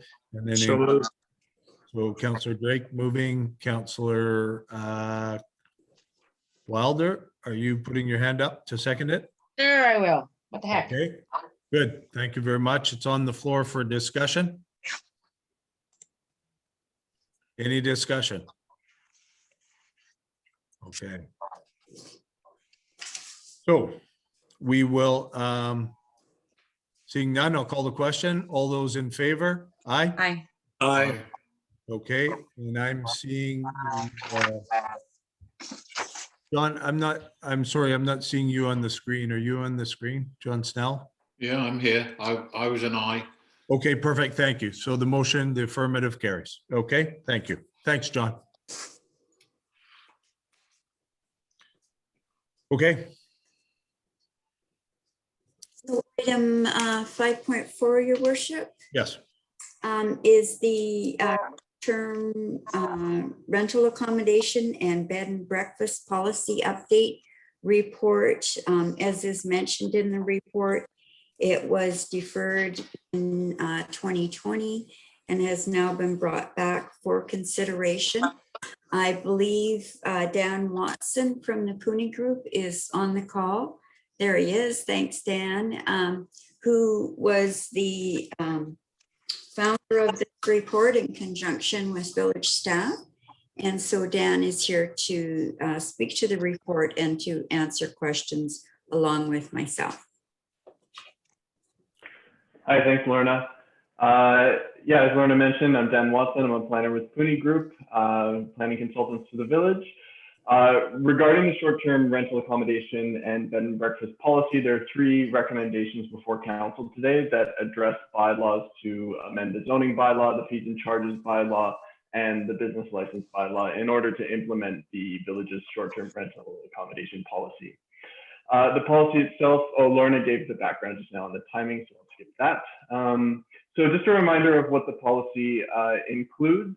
It addresses the application process and business licensing, location of use, regulations around owner occupancy, length of stay, parking and bylaw compliance, notification, noise and nuisance, and enforcement. And some of the key provisions of the bylaw include a requirement for the applicant to provide a declaration that they will maintain the property as their principal residence, though they're not required to be on the property while it's being used for short-term rental accommodation. Where multiple bookings are in effect, so for bed and breakfast, the owner has to reside on site while the property is being used for that purpose. Owners must provide the village with proof of insurance, naming the village as additional insured. The policy provides for discretion for the village to consider previous complaints or bylaw infractions in determining whether a business license will be granted for short-term rental accommodation or bed and breakfast. And parking must be provided on site rather than on the street. And the policy includes provisions for the village to decline a license if adequate parking is not provided on site. And an emergency contact needs to be provided to the village, and the contact information has to be delivered to properties abutting the subject property. The changes to the zoning bylaw, these are intended to add short-term rental accommodation and bed and breakfast to the definition of home-based business use, and to add definitions for each of those short-term rental accommodation and bed and breakfast. And the change also updates the general regulation for home-based business use to reference short-term rental, to reference the short-term policy, and to clarify that short-term rentals may occupy the whole house subject to the other regulations of the policy. So this is because the current regulation limits how much of a building can be used for home-based business. And so that regulation doesn't quite fit with short-term rental accommodation. So there needed to be a little bit of tweaking there in order to make it make sense for short-term rental. The changes to the fees and charges bylaw, these are to introduce a fee for a license as well as an inspection fee and security deposit. And we've also included in there an update to the fees bylaw to support the village in generating revenue by setting fees for advertisements based on the village website. The changes to the business license bylaw, these identify a $1,000 fine for anyone operating short-term rental accommodation or bed and breakfast without a valid license. And also includes a housekeeping amendment to refer to the proper fee schedule, because the current bylaw, it had an outdated reference to a schedule that no longer exists in that bylaw. So those are the major bylaw updates being considered today. The recommendation is to grant first and second reading to the fees and charges bylaw and business license bylaw amendment bylaws, and to give first and second reading to the updates to the zoning bylaw and refer that one to public hearing, excuse me. So thank you, and I'll be available for any questions from council. Okay, thank you very much, Dan. Appreciate that report, and thank you, Lorna, for introducing it. And so it would be from Lorna, in terms of, would we look to move the recommendations A, B, and C at the same time onto the floor, or one at a time? Your worship, because they're bylaws, I believe they should be one at a time. Yes, okay, so we'll look for the A to be moved first, to get it on the floor for discussion. Looking for, and I've got a Counselor Carolina Clark moving it, and I'm looking for a counselor. I've got I'll a second. Who's straight seconding it. So it's now on the floor, and so we'll hear from council on it right now.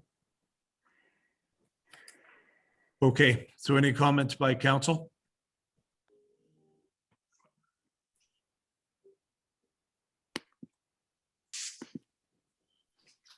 So I've got Counselor Clark and then I got Counselor Snell. Okay, so I do have comments. I don't know if it will be on this item though, because we are voting one at a time, I guess, eh? Yeah, so you're welcome to speak on it, but if your comments on are on others, it may be useful for them to come in at a later time. I'll wait. I'll let the counselors in the gallery go ahead, and Okay. I'll have some comments when we get to the fees part. Thank you. Okay, perfect. Okay, so I have Counselor Snell. Yes, I'd just like to clarify which amendment bylaw we're looking at first. So we'll hear from the Chief Administrative Officer. Yes, we're looking at the amendment bylaw 580, the zoning bylaw amendment for first and second reading and referral to public hearing. 580? Yes. Okay, thank you. Does that make sense, John? Yeah. Okay, thank you for inquiring though. And that's attachment 1, right? Yes. Correct. Yep. Okay, so we have, right now, I'm not seeing any other counselors, but I am seeing, John, you've spoken. So right now, the people that are remaining to speak are from the audience. So I will go in this order to Brian Hirsch, please.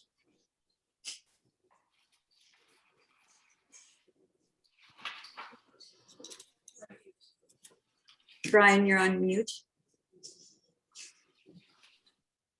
Thank you. I'm not sure where to start because I looked at the comments on the corporate policy, and there are certain issues there that need to be discussed as opposed to going line by line with each of these bylaw amendments.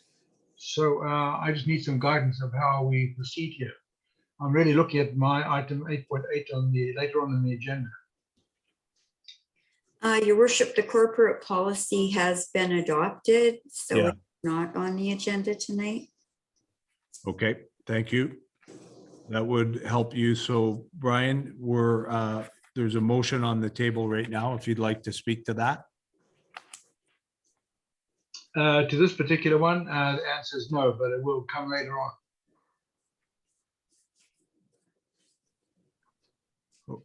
Okay.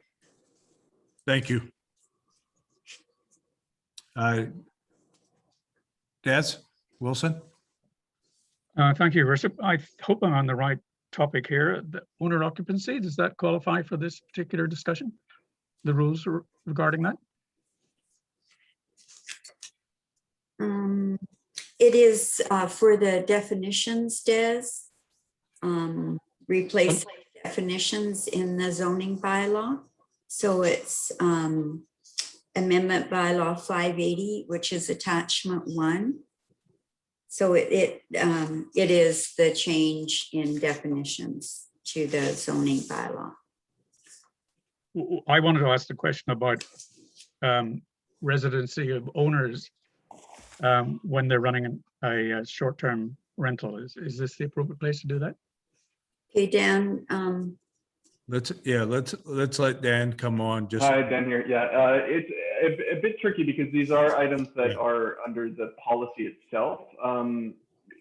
Technically, the zoning bylaw introduces regulations for home-based business use that makes reference to that policy. So I guess it would be a matter of whether council wants to address just the referrals at hand and have a separate discussion about any potential amendments to the policy or questions about the policy itself.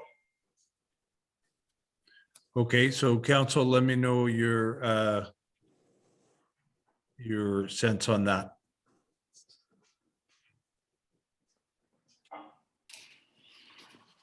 I can keep it later if it makes life simpler for everyone. Councillor Clark, that work for you? You put your hand up? Yeah, that works for me now or later. We're at 9:10 p.m. and have some items on the agenda, but I wouldn't mind going back to the policy at some point if residents have any concerns. Thank you. Okay. We have, Des, so you're going to hold right now? Or Sure. Okay, then we have Ben Shulistani, please. Thank you, Mayor Ross.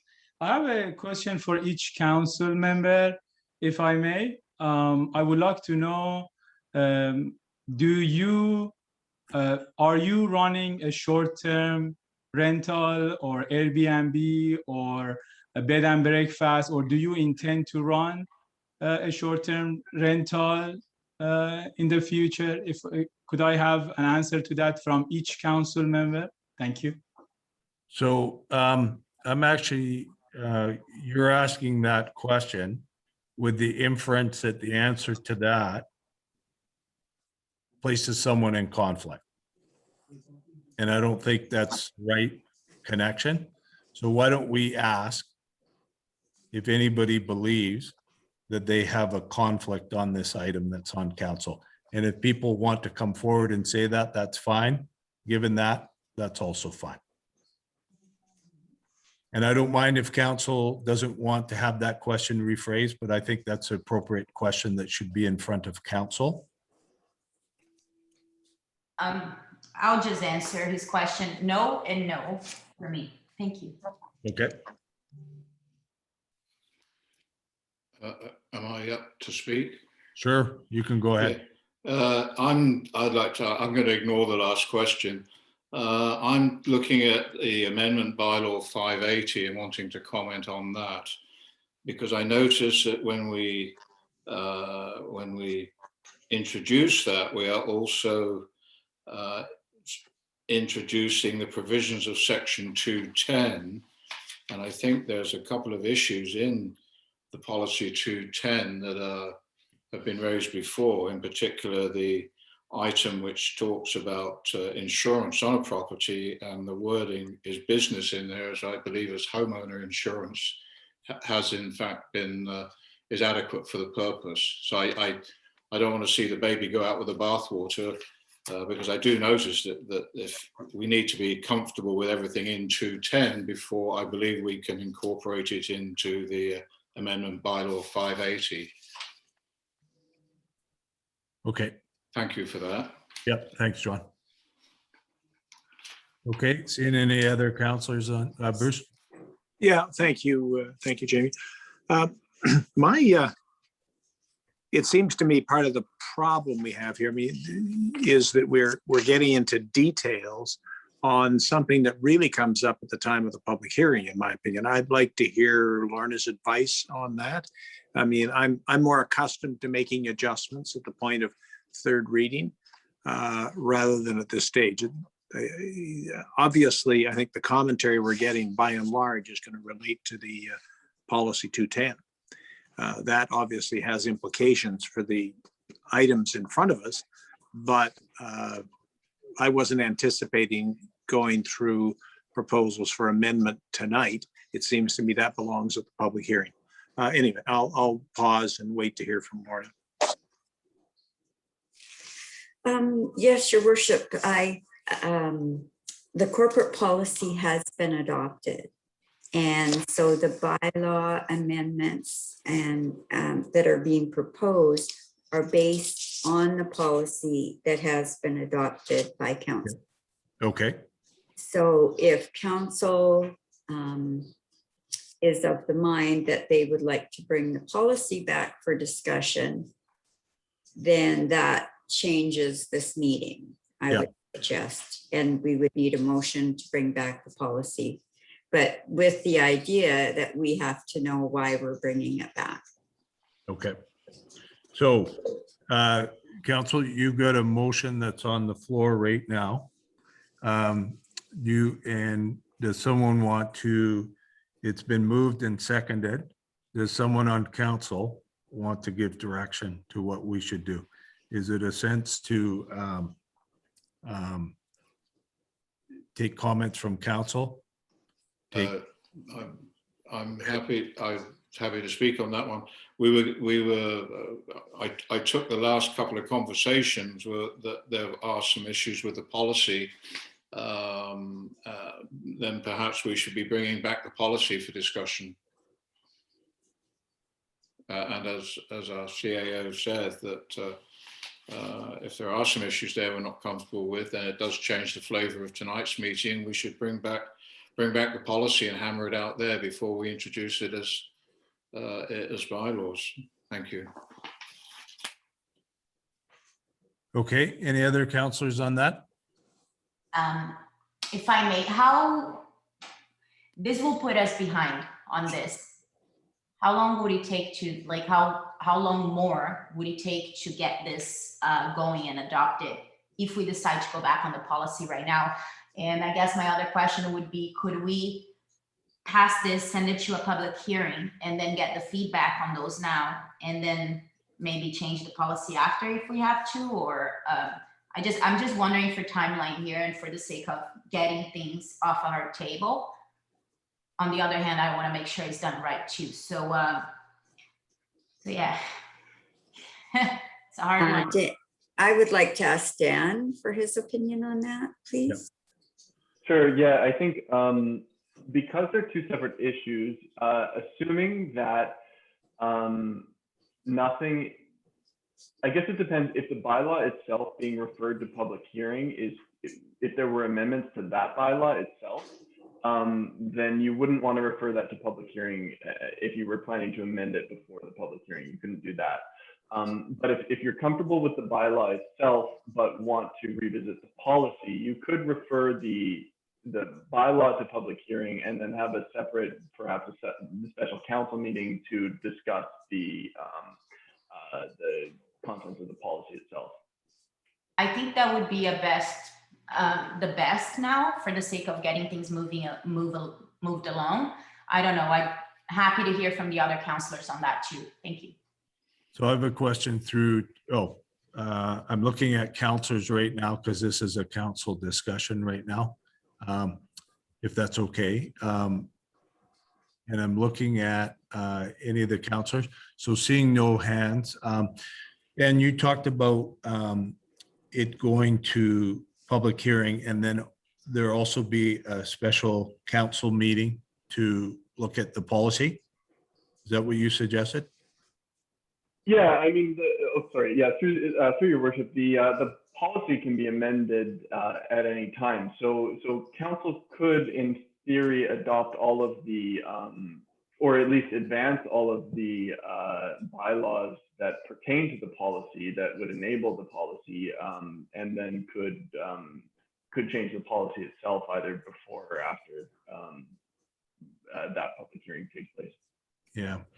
So thank you for that. Here's my sense, and I'm coming late to this discussion and trying to understand it, but I was curious if, and Dan, I think you've given good advice on that policy. It could be before or after. I think for me, I would want it to be, if we want to take a look at it, I think it's important that we do it prior to a public hearing, so that the people who have assembled in this room, and I don't have a sense of where people are at, but I think they deserve to see a package deal, and they deserve to see it in front, and they deserve to understand it. So that from one member of council, in terms of making sure that people understand, they're aware, and it's not a case of we do this and then we come back to later and people are going, because in the end, whatever decision we make needs to have the confidence of the public.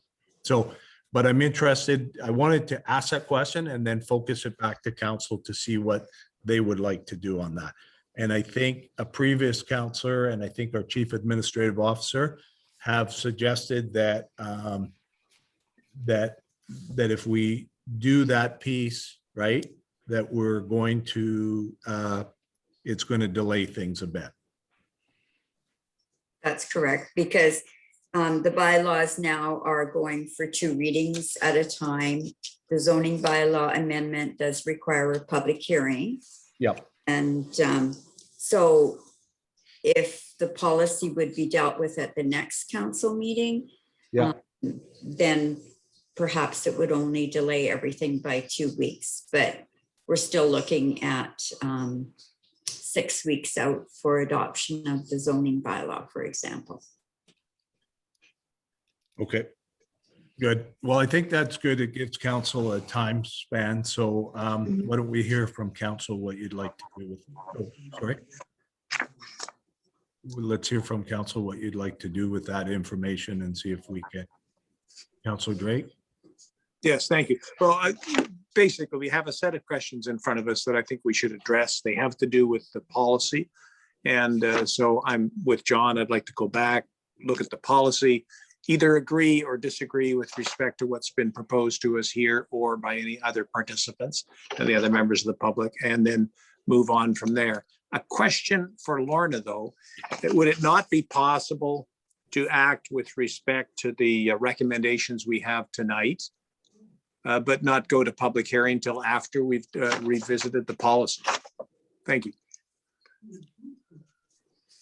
Yes, we could. I just don't know what will come out of the policy changes that could amend the bylaws. It would seem to me, if I might, through the chair, it would seem to me we pass these. Let's assume for the sake of argument, we go to the policy at our next meeting, we make a change that would impact those. Could we not just explain what that would be at the time of the public hearing? Simply explain what we have in front of us is this: council is proposing to make an amendment because of its change in the policy, but we welcome feedback as we would at any public information meeting, or in this case, a formal hearing. So you'd just have the documents in front of people. You'd say this portion of it is going to get amended just because of the conversation we've had or the decisions council's made with respect to the policy. And then we welcome other input, which of course could cause council to change other aspects of the material in front of us. But when a bylaw goes to public hearing, if there were amendments to it, those amendments would have to be written prior to going to public hearing. Okay. Okay, then there's no way of saving time by that. So I dropped my original proposal. Thank you for clarifying that. Then I'd opt for going back to looking at the policy. If we have, and we've got a well-crafted set of issues here. We may or may not agree with them. I don't want to try to wade through them tonight, but I'm happy to do that at our next meeting. Okay. All right. Anyone else on council?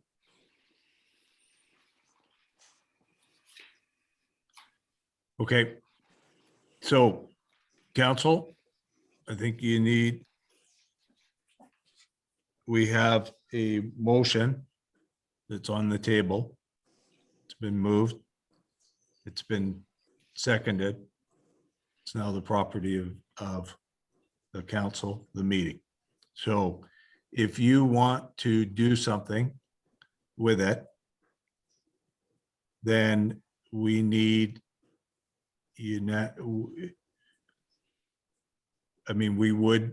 we can try if there's unanimous consent on council. And Lorna, I don't mind if you give any thoughts on this, but it's now the property, so one person can't remove it. But if we have unanimous consent to move it, then I think the effect would be that it is off the table, and that we then would hear a motion to move the policy discussion onto the next council meeting. Lorna, does that make sense? Yes, so your worship, you're talking about agreement to withdraw the motion. Yeah, the motion. By Councillor Clark and seconded by Councillor Drake. Yeah, so we need all 5 councillors to be. Yeah, I'm in favor. I'm in favor of that. I am. 2, I'm in favor of removing 3, it, yes. I'm fine. 4, and I'm in favor too. So we now, Just one caveat, Jamie, I'd like to finish this however we do it within my lifetime. okay. So I'm gonna call the vote unanimous and then come back to you. And I think that's a useful comment, but I think it's, for me, my lifetime is more around that, and I think council's taken a good position, is around, let's make sure we do this in a way that wherever people fall on the issue, they feel that they've had time. Okay? I I agree totally. I think at this point, but and I always worry about lifetimes. I worry about mine sometimes. So at this point, by our removal, Lorna, Yes. what do we need to do to get it on the next agenda? I would look for a motion, your worship, for staff to bring back corporate policy number 210 for further review by council. Okay, so thank you for providing that. Appreciate that.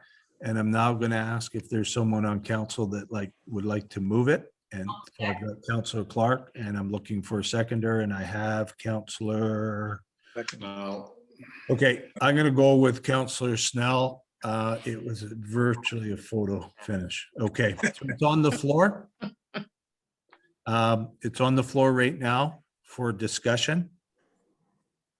Everybody's clear on the motion. You heard our Chief Administrative Officer provide a suggested motion. It's been moved, seconded. It's on the floor for discussion. And I don't have anybody on council wanting to discuss it at this point. And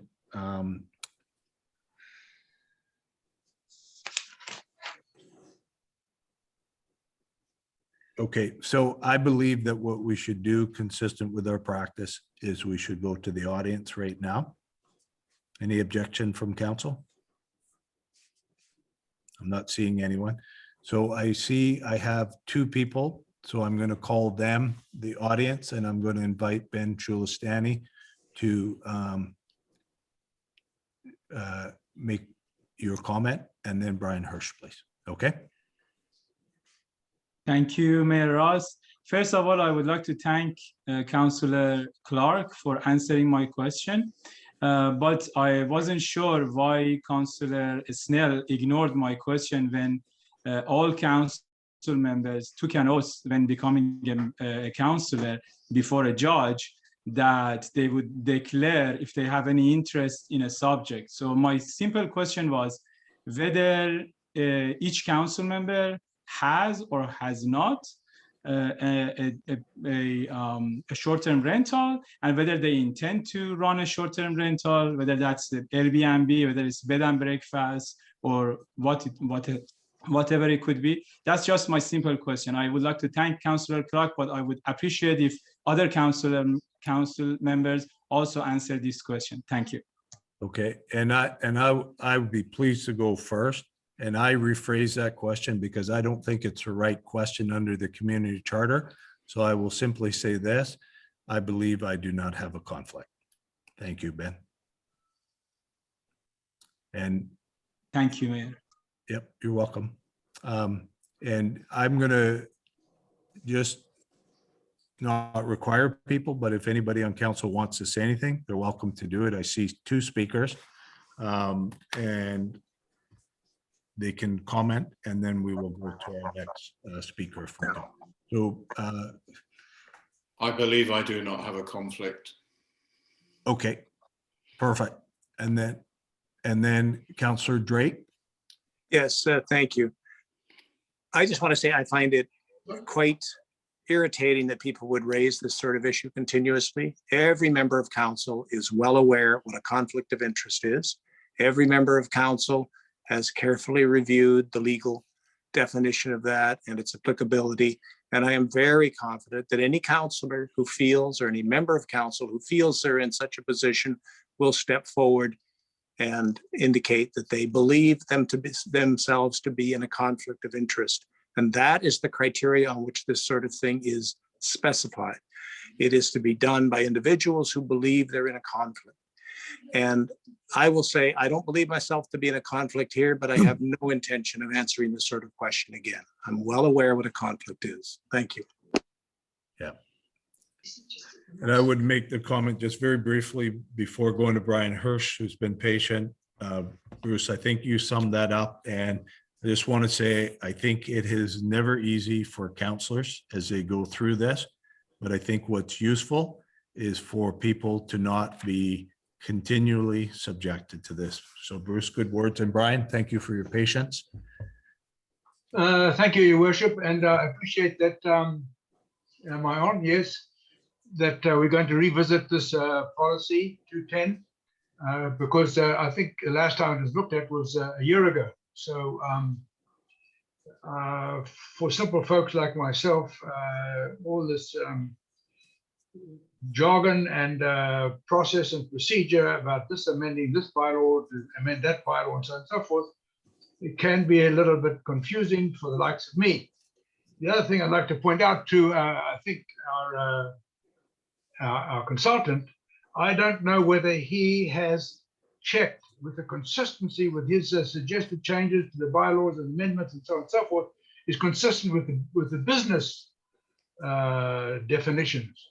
Because you're going to get fined for contravention as a short-term rental guy, but then you're also declared as a business. So now you're going to get fined as a business. So there's those kinds of things to make sure that the rules and regulations and the bylaws and whatever else is consistent with both business license issuance as well as with short-term rental. If the short-term rental is a business, then it's a business. Then apply all the rules to the business. Finish. Not have another extra set of rules over and above that or duplication. So I look forward to meeting the discussion next council meeting. Thank you. Okay. Thank you. And I'm taking that was a comment rather than a question, but the consultant heard it. And so we'll move forward. Okay. So that's fine with everybody. And so I believe that exhausts our audience speakers. So we're going to go back to council. There's a motion on the floor. Is there any discussion? And our staff has that motion, correct? Yes, we do, Your Worship. Okay, seeing no discussion, I'm going to call the question. All in favor? Aye. Okay, it carries, the affirmative carry. Okay, thank you. Thank you. Okay.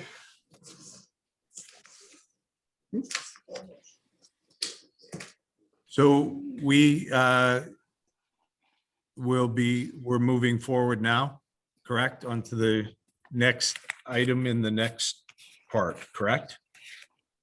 That's correct, Your Worship. And Stuart Novak has a report for council. Okay, good, thank you. Thank you, Your Worship. This grant is through the UBCM Community Resiliency Investment Fund, and it's a 100% grant funding opportunity. It's up to $150,000 if a municipality wants to go in on individually, and as a municipal group, the funding is up to $500,000. Excuse me for a sec. So anyways, we've been approached by Coquitlam, and the opportunity is to go in with Coquitlam, Port Coquitlam, and more, and us, Belcarra. And Coquitlam will apply for the grant by March 19th as the primary applicant. And Belcarra needs to submit a motion that clearly states their approval for the primary applicant to apply for, receive, and manage the grant funding on Belcarra's behalf. Belcarra will benefit from the use of FireSmart, a FireSmart coordinator, as well as public educators in this funding opportunity. The funding opportunity is actually focusing on bringing people back to work and Fire Smart. And that's about it. Okay, thank you, Stuart. And I'm going to open it up first to any questions through council.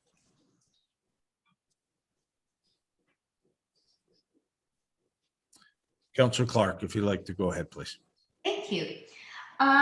Would that grant cover the whole project, or would Belcarra have to fund part of that?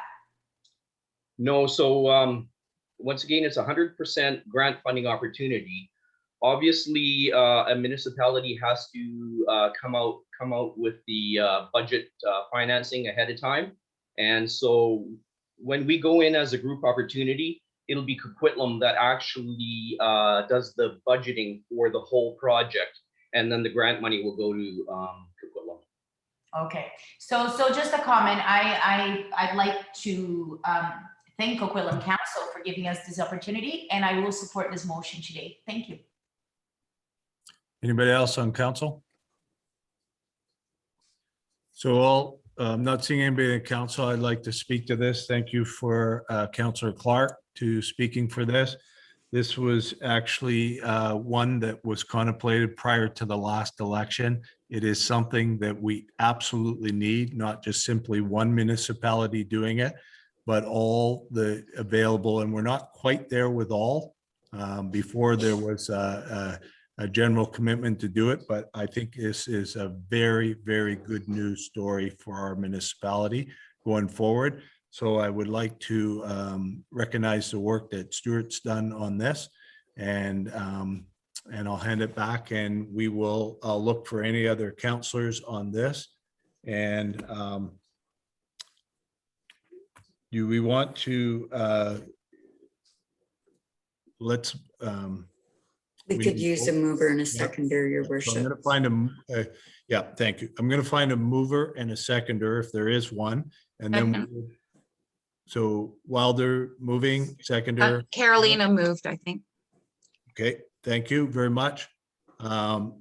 We've got that staff for Clark moving and Wilder seconding. So the motion's on the floor, and that's good because are there any other comments from any of the councillors? Okay, so we'll take a look at the audience and see if there's anybody on the audience, and we'll do a quick scan. We're not seeing anybody, so we will move back to council. And any further discussion at this point? Seeing none, there's a motion on the floor, and I'm going to call all in favor. Aye. And I would say that the affirmative vote carries and that it is unanimous. Okay, so thank you for staff for your work on that. Thank you for council for your work on that. And we are now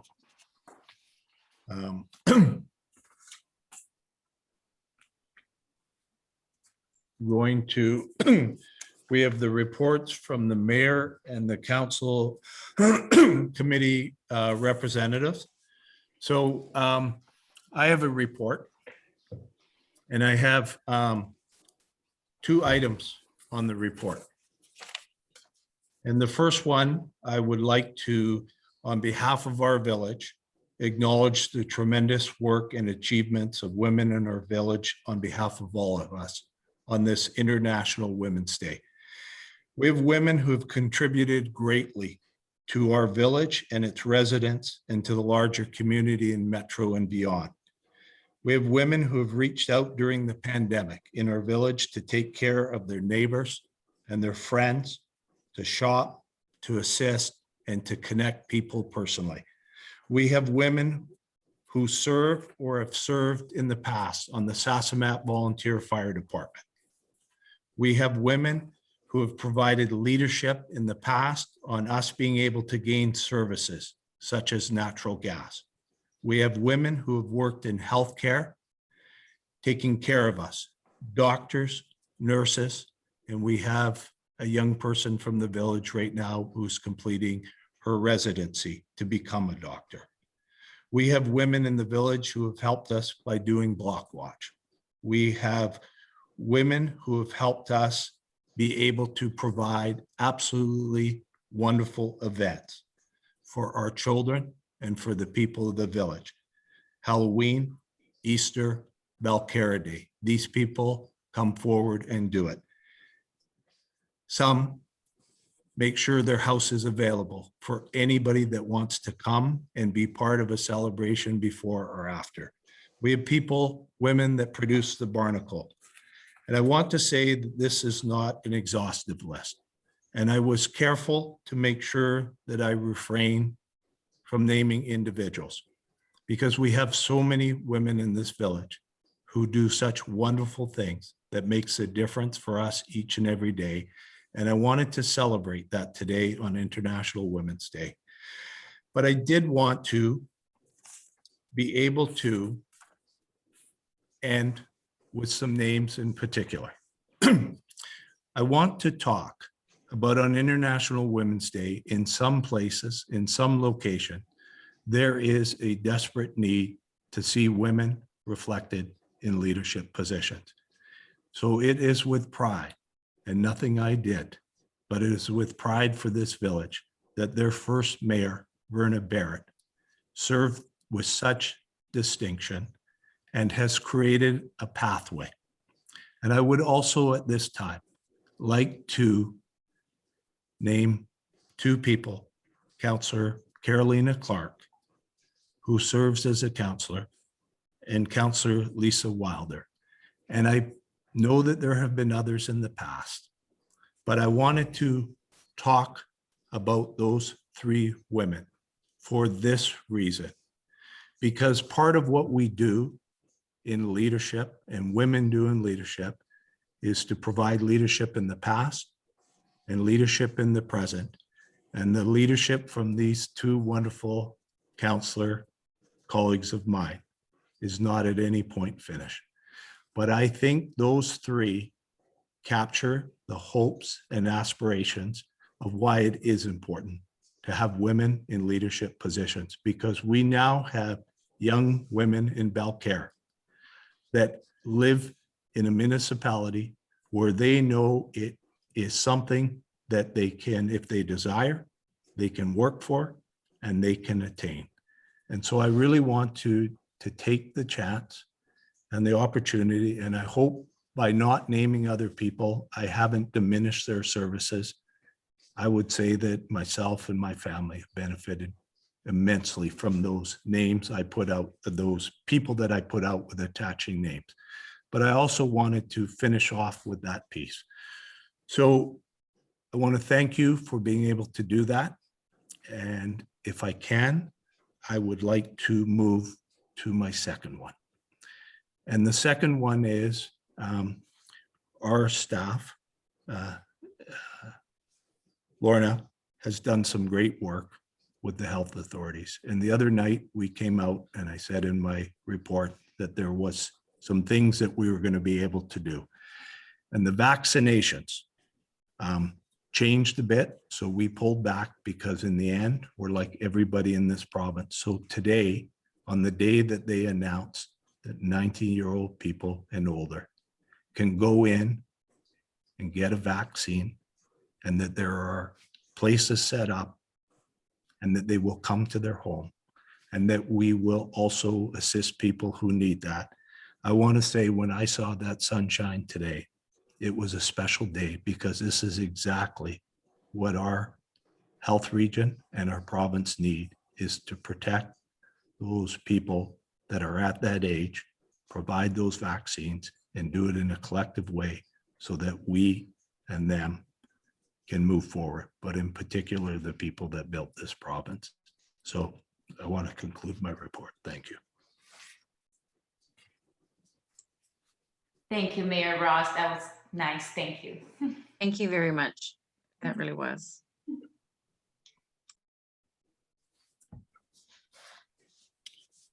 So I think it is appropriate. I don't know if there are any council committee representatives that, yes. Okay, Councillor Clark. Thank you. Mayor Ross. So I'm just going to give a quick update, because I know it's being all over the media about the paid parking at Belcarra Park. So just a few things. There is one thing that changed since last time I spoke to Parks. The meeting, we're going to have a meeting on Wednesday, so I will come back probably with more information next meeting. But just to sum up what you've seen in the media, and maybe some of this you haven't. So it turns out at first they were looking to do this just at Mulcair Park, but it will extend to Sassamat Lake as well. So it will be White Pine Beach as well as Belcarra Regional Park. They are going to start charging parking in Belcarra starting on April 1st, and the regulation will go, the paid parking will go until September 30th. So April 1st to September 30th. All parking in the park is going to be paid parking during this time. 7 a.m. to 10 a.m. parking will be free. So they will start charging parking from 10 a.m. on. So 7 a.m. to 10 a.m. will be free parking. The dollar amount will be $2 per hour, okay? There is no day rate fee and there is no time limit as well, but the gates do close at some point. And just to reiterate that they are doing this, they're saying parking is a demand management tool. They are doing this in an effort for people to encourage people to use transit, cycling, to carpool and all that. So that's what I have for now. And I might have more answers and more information on you after my meeting on Wednesday with Parks. Thank you. Thank you very much, Councillor Clark. I appreciate that. And Councillor Clark, for those that don't know, has become recently in November, before I was here, became our representative on the parks. And one of the things we look to do on those committees to provide continuity where we could. So thank you for your work on the Parks Committee. And thank you too for relaying that information and working with our staff to get that. And we're appreciative going forward of updates, and we'll look to support the work you do. Thank you. Thank you, Mayor Russ. You're welcome. So, if I could to, Sherry, I see you. Can I just hold for one quick second to see if there's any more, and then I'll come to you right away. Are there any more council committee representatives would like to say anything? I'm not seeing anything, so I will then move to Sherry Chisholm, please. Hi there. About the paid parking in the park, that's really going to, it's been discussed many times in the past in the village. It's really going to drive the people out onto our streets. I would hope council would consider sending a letter that from Belcarra that they do not support this, because it will create more problems that we already have some, but it'll make it even more so. Good. I hope you would consider that letter to the parks. Okay, so thank you for that, and I noted that down. I see Councillor Clark with your hand up. Thank you, Sherry. You were finished on that point. Thank you. Does that make sense? Okay, Councillor Clark. So just to make a quick point here, that has been already voted on a little while ago before I came into Parks Boards. This is just coming into effect now, but it's something that was already in the books for quite a few months. So I don't think there is a whole lot we can do about that right now. Obviously, I think, all council is keeping in mind that this most likely will bring some more traffic here. We'll see. The plan, after all, it's getting some cars off the streets here, right? That's what Parks is focusing on, getting people on the buses, getting people to carpool and bike, cycle here, or however they're going to get. That being said, we do know that there's people that are going to come here to spend all day and bring some toys and floaties. Those probably won't be taking the bus.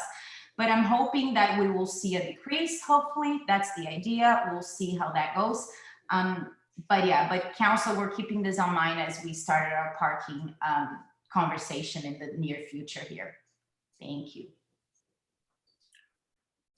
Okay, thank you, Councillor Clark. Now, my understanding is, but I believe that our staff is looking to initiate meetings with the neighboring municipalities on this. Is that correct?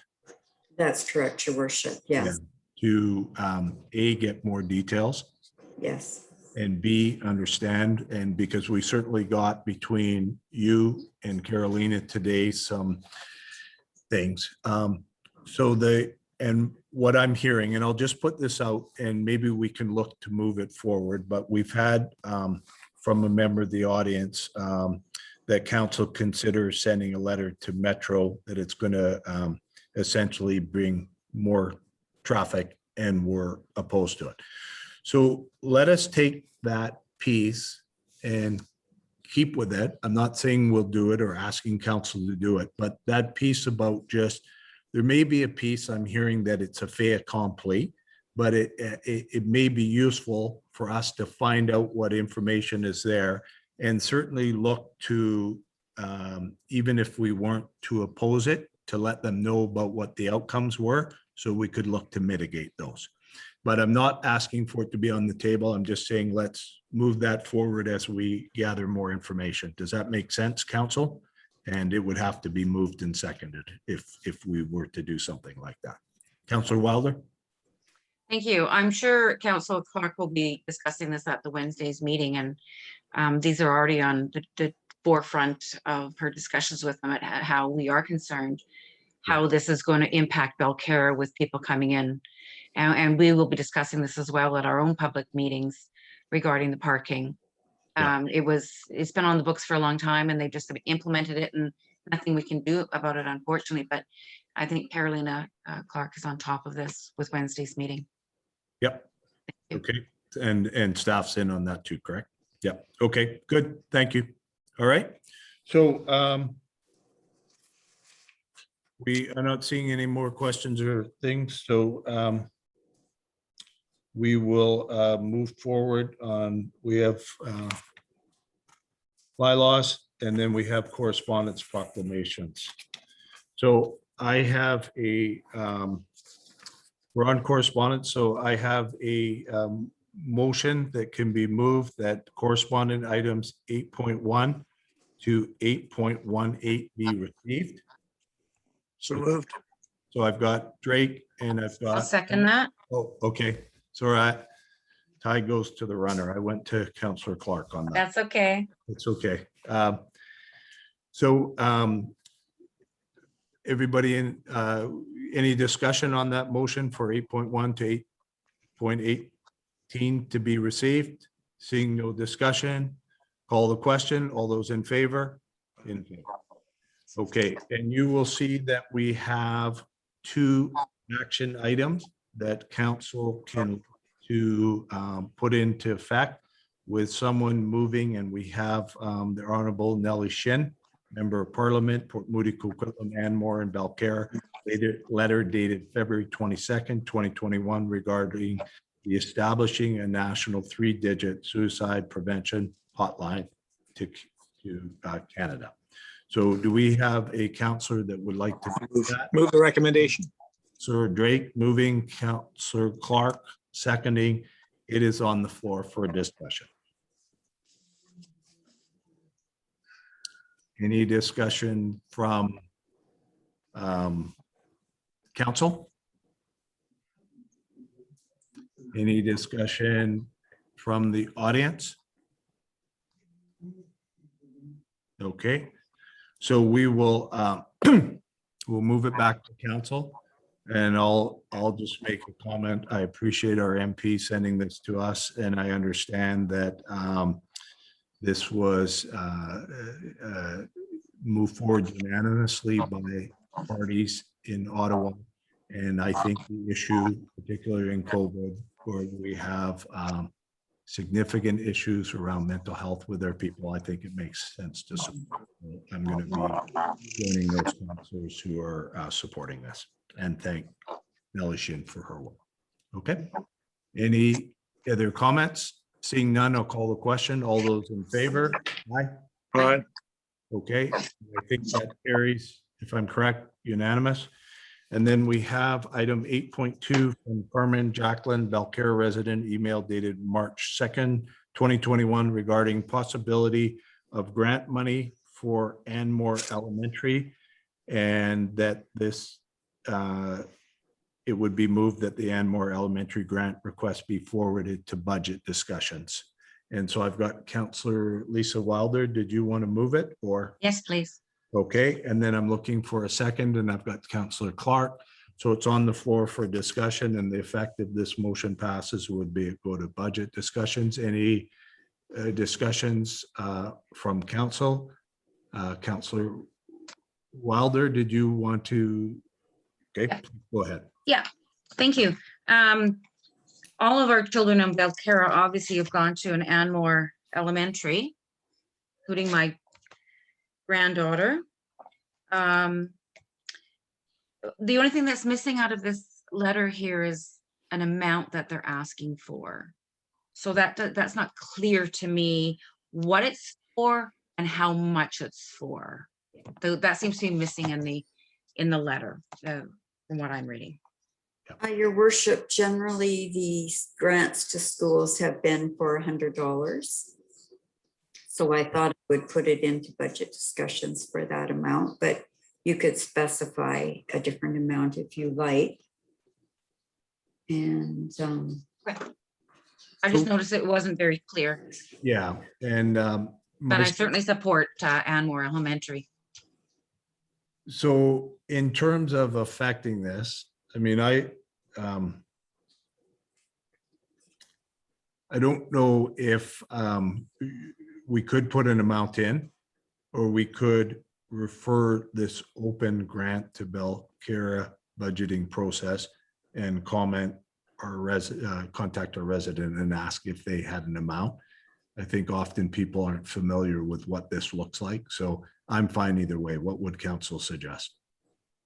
I'd be in favor of that, contacting Carmen, Okay. well then- since she's taken the lead role on this pack. Yeah. If that's, and is that something staff would do then? Yeah, I believe it would be. Does that make sense? Lorna, Yes. if we make Yeah. that request to you? Yeah. The I the would amount that they're looking, contact, the amount they're Sorry. looking for and the purpose.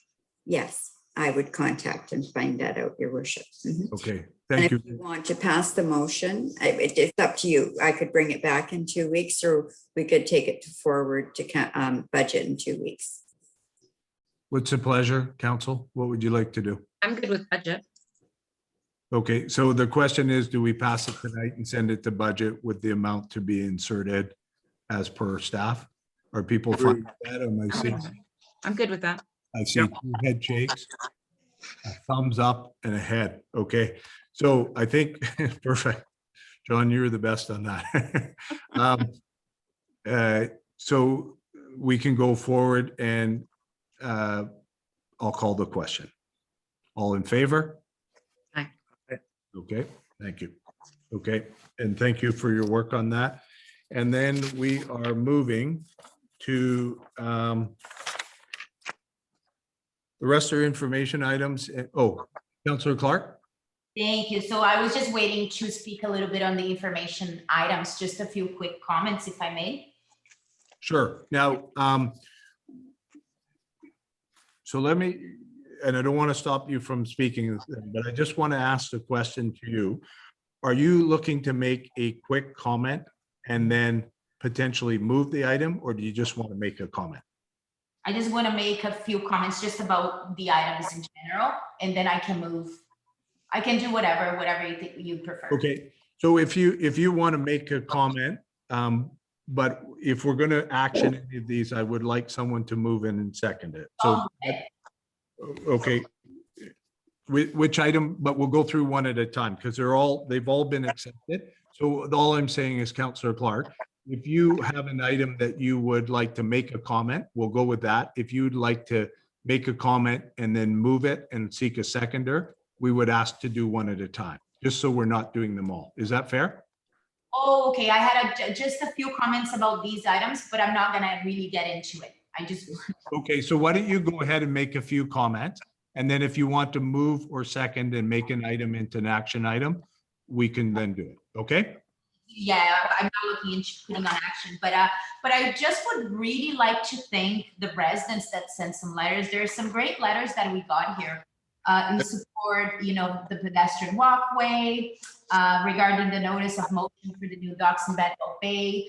I will call your attention to item 8.11. Jillian Ho wrote a really good letter about the motion of docks here. That was originally from Councillor Wilder that got pulled out of the table, but I thought it was a great letter. I would also like to thank Carrie Palmer Isaac, the school trustee for the school district 43 here. She's pretty good at keeping us updated, every few weeks. So I really appreciate that, and I hope the parents in the village, are seeing that correspondence. And yeah, just again. Thanks to all the residents that wrote in support of things that you want as a high priority on during our strategic plan here. So thank you. Good. Thank you. Thank you very much, Councillor Clark. Appreciate your comments. Anybody else on council with any comments? Okay. So we will not have anything moved. Oh, Councillor Drake. Yeah, sorry, Jamie. I just wanted to echo Councillor Clark's comments. I mean, I'm very conscious of how much time and effort goes into drafting these letters. Some of them are exceptionally useful. And ultimately, when we come to those issues specifically, I'll certainly be bearing them in mind. And so appreciate that level of engagement and commitment by residents. Yes. Yeah. Good. Good. Okay. And I concur, so I'm not going to say anything, seeing the time tonight. So we have, we're at new business. Or sorry, just checking with council. Any, Councillor Snell, are you on new business? I'm on new business. Perfect. Okay, good. We're on new business together then. Thank you. Go ahead. Okay, I would like to introduce a new category under new business. And I would like to have 9.1 identified as unfinished business, and then move on to item 9.2, which would be new business. So if there's, and I think I have an issue that I'd like to bring up, which I think is unfinished business. I guess we need someone to say, yes, let's go for a 9.1 and then a 9.2. I'll second for discussion. I assume that's a motion, John? Yes, please. Okay, so can you read your motion, John, just so staff gets it? Well, you can put it in the proper terms, but I'd like to introduce a regular item, which would be 9.1, which would be unfinished business, followed by 9.2, new business. And I think that could be a regular thing going forward. So, Your Worship, Yes. if I may just interject, what you're looking for is amendment to the council procedure bylaw? Yeah, I was gonna, so, and just why don't you let Councillor Snell know the mechanics of that, and for the council as a whole? I can go from the reasoning for it, if you like. I think there are a number of items which could be regarded as unfit. Sorry, can I just, sorry. Yeah. sorry, and I don't want to interrupt your flow. No. So I just want to be sure that, so what Councillor Snell is looking to do, it actually takes the amending the council procedural bylaw. So is he making the correct motion and going through the correct steps to do that right now? I just want to be sure for him that if he's looking to have that occur, that he's going through the correct steps. So what would be the correct steps, Lorna, please? Well, Your Worship, from this motion, I would prepare a report and it would come back to council with an amendment to the council procedure bylaw. Okay. The bylaw would have to go through the readings. Okay. John, it's a bigger piece. I know what you're trying to do. So if you move that motion, I think you need to move it in a different way, and then Lorna needs to go off and do the amendment and bring it back to council. Okay. Okay? Does that make sense? I'm sorry I brought it up. I'm used to having headings that do have unfinished business, and I took a lead from the trustees report from the Sassamat Fire Department report, which actually had a section which they called it old business, and they marked it none. So I mean, if we have a permanent heading that says unfinished business, we've either got some or none. New business, some or none. But I don't want to get into a great lengthy bylaw rigmarole. And I'll bring up my old business, and if there's any new business, my new business is unfinished. Okay, well, I just want to be clear that if you want to change the procedure bylaw, there's nothing stopping you from doing it, but it's just not the ability to do it here and now. But I do appreciate you bringing it up. So we need to figure out right now, because I want to make sure if you want to put that in, that you get the chance to move that motion, which will set it into course what you're, I believe, seeking or doing, at least on the unfinished business and the new business. Okay. One of the issues at our strategic planning was to try and reduce staff workload, and I certainly don't want to start off by increasing staff workload. So we'll leave that one for the moment. But I do have something I would like to bring up, which, if we had an unfinished business section, that's when I would bring it up. But I can put wherever you obviously realize I want to speak to something now. Please give me. I think I can help. Signal. I think I can more than help you out, and it may actually shed some light on some other things. But when you have new business to bring up, or you want to term it unfinished business, it's now, right now, on new business. So please go ahead. Okay. Well, okay. Am I free to speak on what I would have been talking about? Sorry? Can I now speak to the issue that I consider as unfinished business? So the interesting thing is, you're on new business, you want to speak to something, and you're there, and you can go ahead. Absolutely. Okay, thank you. Yep.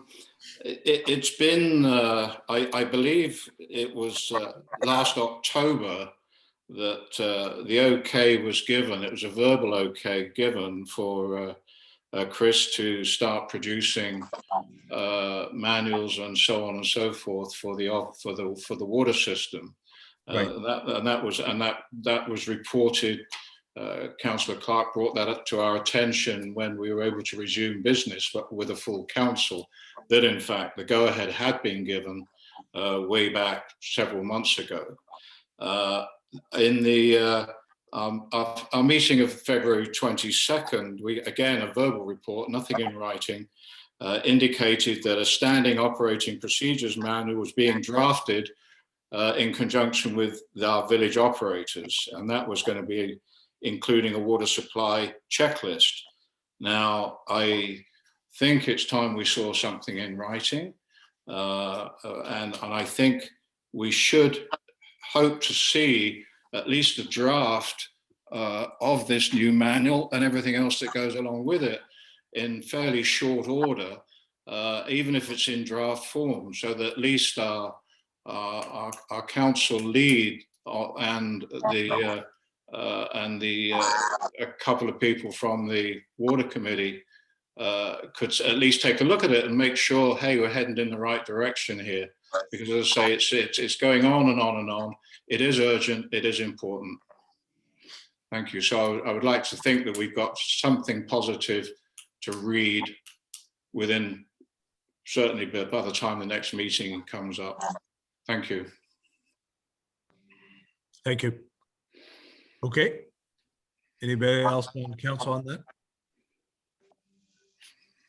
Councilor Drake, please. Yeah, thank you, John, for raising that, and thank you. Yeah, I certainly agree. It would be very useful to have that. We have a number of things that we're awaiting with respect to water, obviously, and I think those discussions will also come up as we do our financial consideration against our priorities. But thank you, John. Yeah, I think written reports would be very appropriate at this point, because it would allow us to begin to refine some of those items with advice from our water committee. Thanks. Okay, thank you, Councillor Drake, and Councillor Clark, please. Thank you.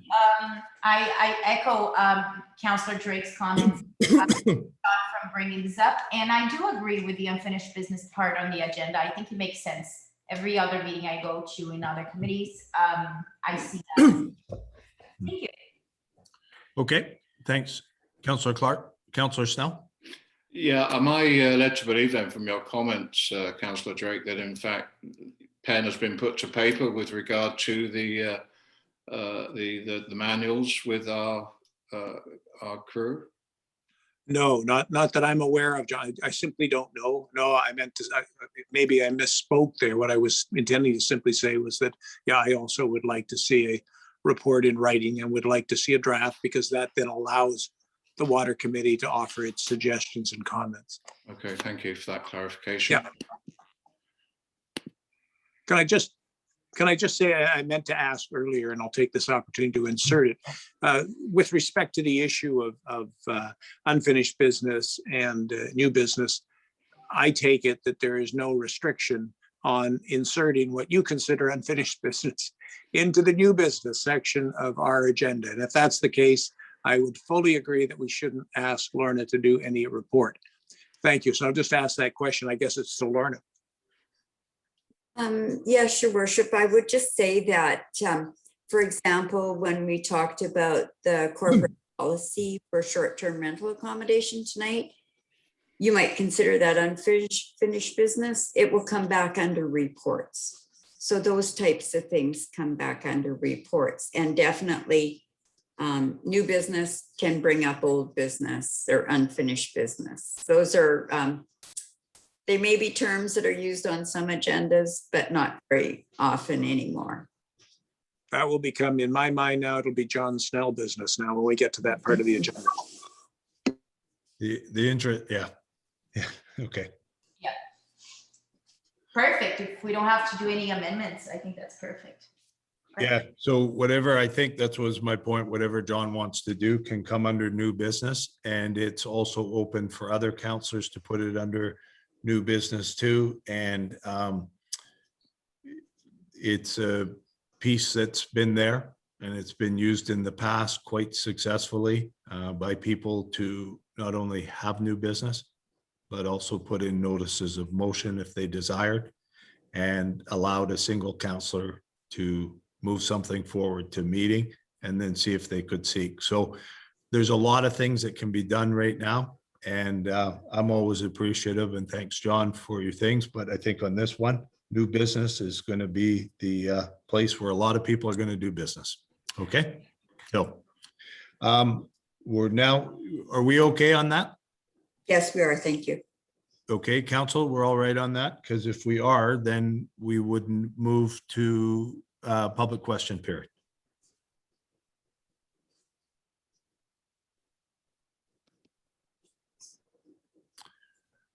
So I'm seeing Rob Beck, please. Yes, yeah, Mayor Ross. What I'd like to bring up under new business is the exclusive use of village property.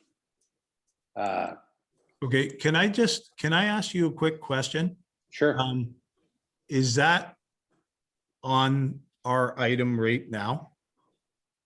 No, Because it's we're on public question period for something that's been on the agenda.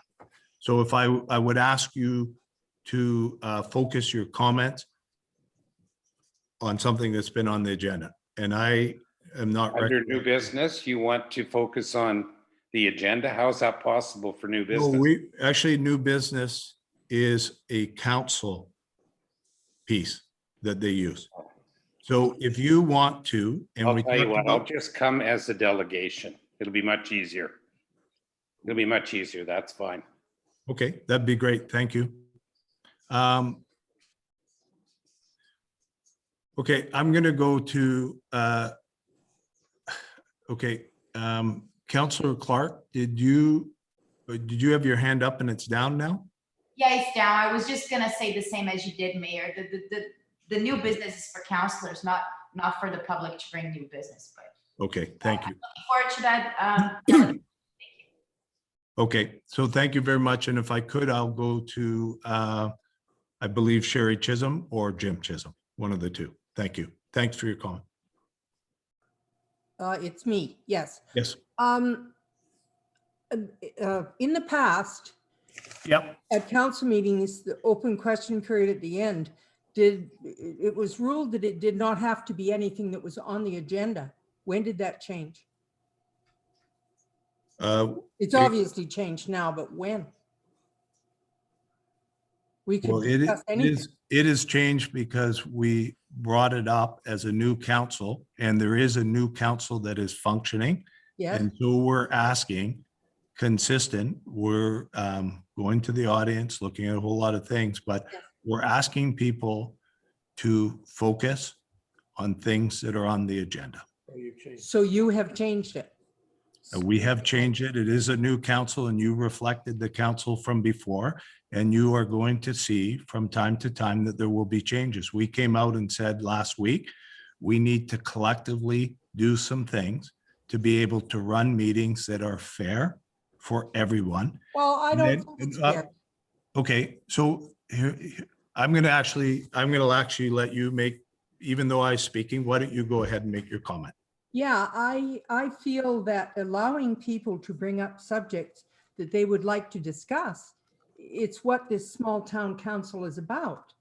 And to not allow us to bring up an item that we want to talk about that you haven't discussed at the meeting, I don't see any fairness in that. Okay, so, and I want to thank you for your comment. And I will say that we talked last week, and we talked about how to get through on strategic planning. And we talked about a focus, and we tried to let people know in advance when we would come out to the audience, when we would come back. Yes. And so I certainly, in the same way where you reflect on what a council did before, there is in front of you right now a new council. And one of the things that we want to make sure happens is that there are voices that are able to, all voices, speak up in council meetings and comment on items that are on the agenda. And last week, and I want to thank Councillor Wilder, talked about whether we should go, when we're having that discussion, whether we should go to having people's names first and last, which, and I want to thank people for doing that. And people that we just said on that one, if you don't have your last name, we won't be. Yeah, I understand that. Yeah. Yeah. So I think that's reasonable. Okay, and thank you. So Councillor Wilder actually said, do you think, and she made the suggestion, and I thought it was a very, very good one. But what we did is we said, we'll hold that in abeyance because we want to see if, given the adjustments we can make, that we can get people to speak up. And there were comments from last week. We had a lot of people come on that haven't spoken before, and we saw that as positive, and people were good about putting them on. But 2 meetings prior, there was a discussion about an item that had been moved from the agenda. So it was never appeared. So there are going to be some changes, and they won't be changes that are quick. They won't be changes that are meant to defeat people's voices. There are changes that are meant to amplify them and make Well, sure. I don't think this amplifies it, Mayor. I really don't. I think you should maybe reconsider that people don't have to come as a delegation in order to bring up some subject that's not on the agenda. I think it's a lot more difficult for people to speak. And sometimes you don't cover subjects maybe people want to discuss. So anyways, I guess we're in an disagreement. Yep. So Yep. I would hope that council will consider what I'm saying, that it's, once again, it's openness for people to speak about any subject. I hope you'll reconsider your decision on that. Councillor Clark, please. Thank you. Yeah, I think, you know, it's not really, I don't know if this is up to council, like it would be up to the chair. I've seen both with less council. I've seen the previous mayor say, no, this wasn't in the agenda. And I've seen him taking questions that was not in the agenda and questions that was in the agenda. I've seen him saying, no, this wasn't in the agenda and we're not talking about this. I've seen it all. I think a way around this, you know, what I'm trying to say is that it wasn't that consistent in the past 2 years, at least not for me, in my view. So I think, you know, a way around this, because I really appreciate the fact that this new mayor is still letting everybody speak throughout items, right? Because this to me is important, because I really believe that maybe you'll be able to sway a council's opinion by speaking during the item before the vote. So I really appreciate that. And I want to thank this mayor for keep on doing that. I really support that. But if you would want to talk about something that's not in the agenda, what I would do, it's like send a letter of what you want to talk about. And then during the information items, where we're going through the correspondence, then maybe that would be a good place for you to bring up something that's not in the agenda. But what we're trying to do here, and I agree with the mayor, with Mayor Ross on this, we're into like 3 hours and 21 minutes of one meeting. And we already had another meeting prior to this. So I think in order to keep things moving along in a good timing manner, so we all can go to bed and staff that's been working here since early in the day can go back home. Some of them lived pretty far. I think it's hard when you bring new subjects in a public question, because we could spend an hour speaking about that one subject. So that's what I would be concerned about. But I do think that it's good if you want to send a letter and we can speak about something that wasn't in the agenda, but it's on your letter. I think I understand that it's not necessarily convenient when you've had a long meeting, but that's really not what council is there for. They're there to listen to the people who elected them. And I think if your subject is not unreasonable and you're allocated 10 or 15 minutes, I don't think it matters what time of the night it is. It's obviously important to you or to others or a group or whatever it is. I just feel that it's limiting people. And I didn't think that was the role of this council. I thought this council made it very clear they were going to open and be available. And this seems contrary. Well, I disagree, Sherry, with this, and that's okay. Like I still okay, that's allowed. Like I said, like I really appreciate the fact that people can speak throughout the items, and I really don't want to change that. And I hope that we can run meetings in a way that's organized enough so we finish on time, and we can keep on doing that. So I'm afraid adding too much, it would be too unreasonable at this point. But well, maybe like I would love, like if you have a new item, please send up, a letter to council and let us know. I'm not saying I'm trying to shut you down or shut you up. No. Well, maybe in order to keep the timing of your council meetings shorter, maybe on some of your own subjects, maybe you should limit yourselves to 15 or 20 minutes and then move on the item. We spent a lot of time tonight on budget items and things, and it was very interesting, but it did go on and take up the most of the meeting. So that kind of makes it tough. Yeah, it was in the agenda. It's supposed to take a lot of the meeting. Of course it is, but it means that you get to the end of the meeting and you've only got limited time for the public. So anyways, I would just like councillors to think about the openness that they've been offering to the public. I just think, I watch other municipalities meetings all the time, and oh my goodness, we run our meetings in a way that the public have a lot of power to come and speak and sway council's opinion. So I just want to matter what other municipalities do. This is a small village. Yeah. We dare to be different. Okay. So anyways, obviously we agree to disagree. So that's the end of that. Thank you for your time. Okay. Because I think that discussion's good, but I'm worried that we're going cross to people. Yes, so exactly. Okay. So you're welcome. Thanks, Sherry. And I've got Councillor Drake, and then I've got Councillor Snell. Thank you. just to comment, I think Sherry makes a good point, but at this stage, it's not an easy call, but at this stage, it seems to me not unreasonable to follow what Carolina is suggesting. Send us a note, or Rob quite wisely has selected, appears a delegation. It doesn't seem to me unduly restrictive, but Sherry, I think you argue the case very well. I'll certainly give it some thought. Thank you. Okay, thank you.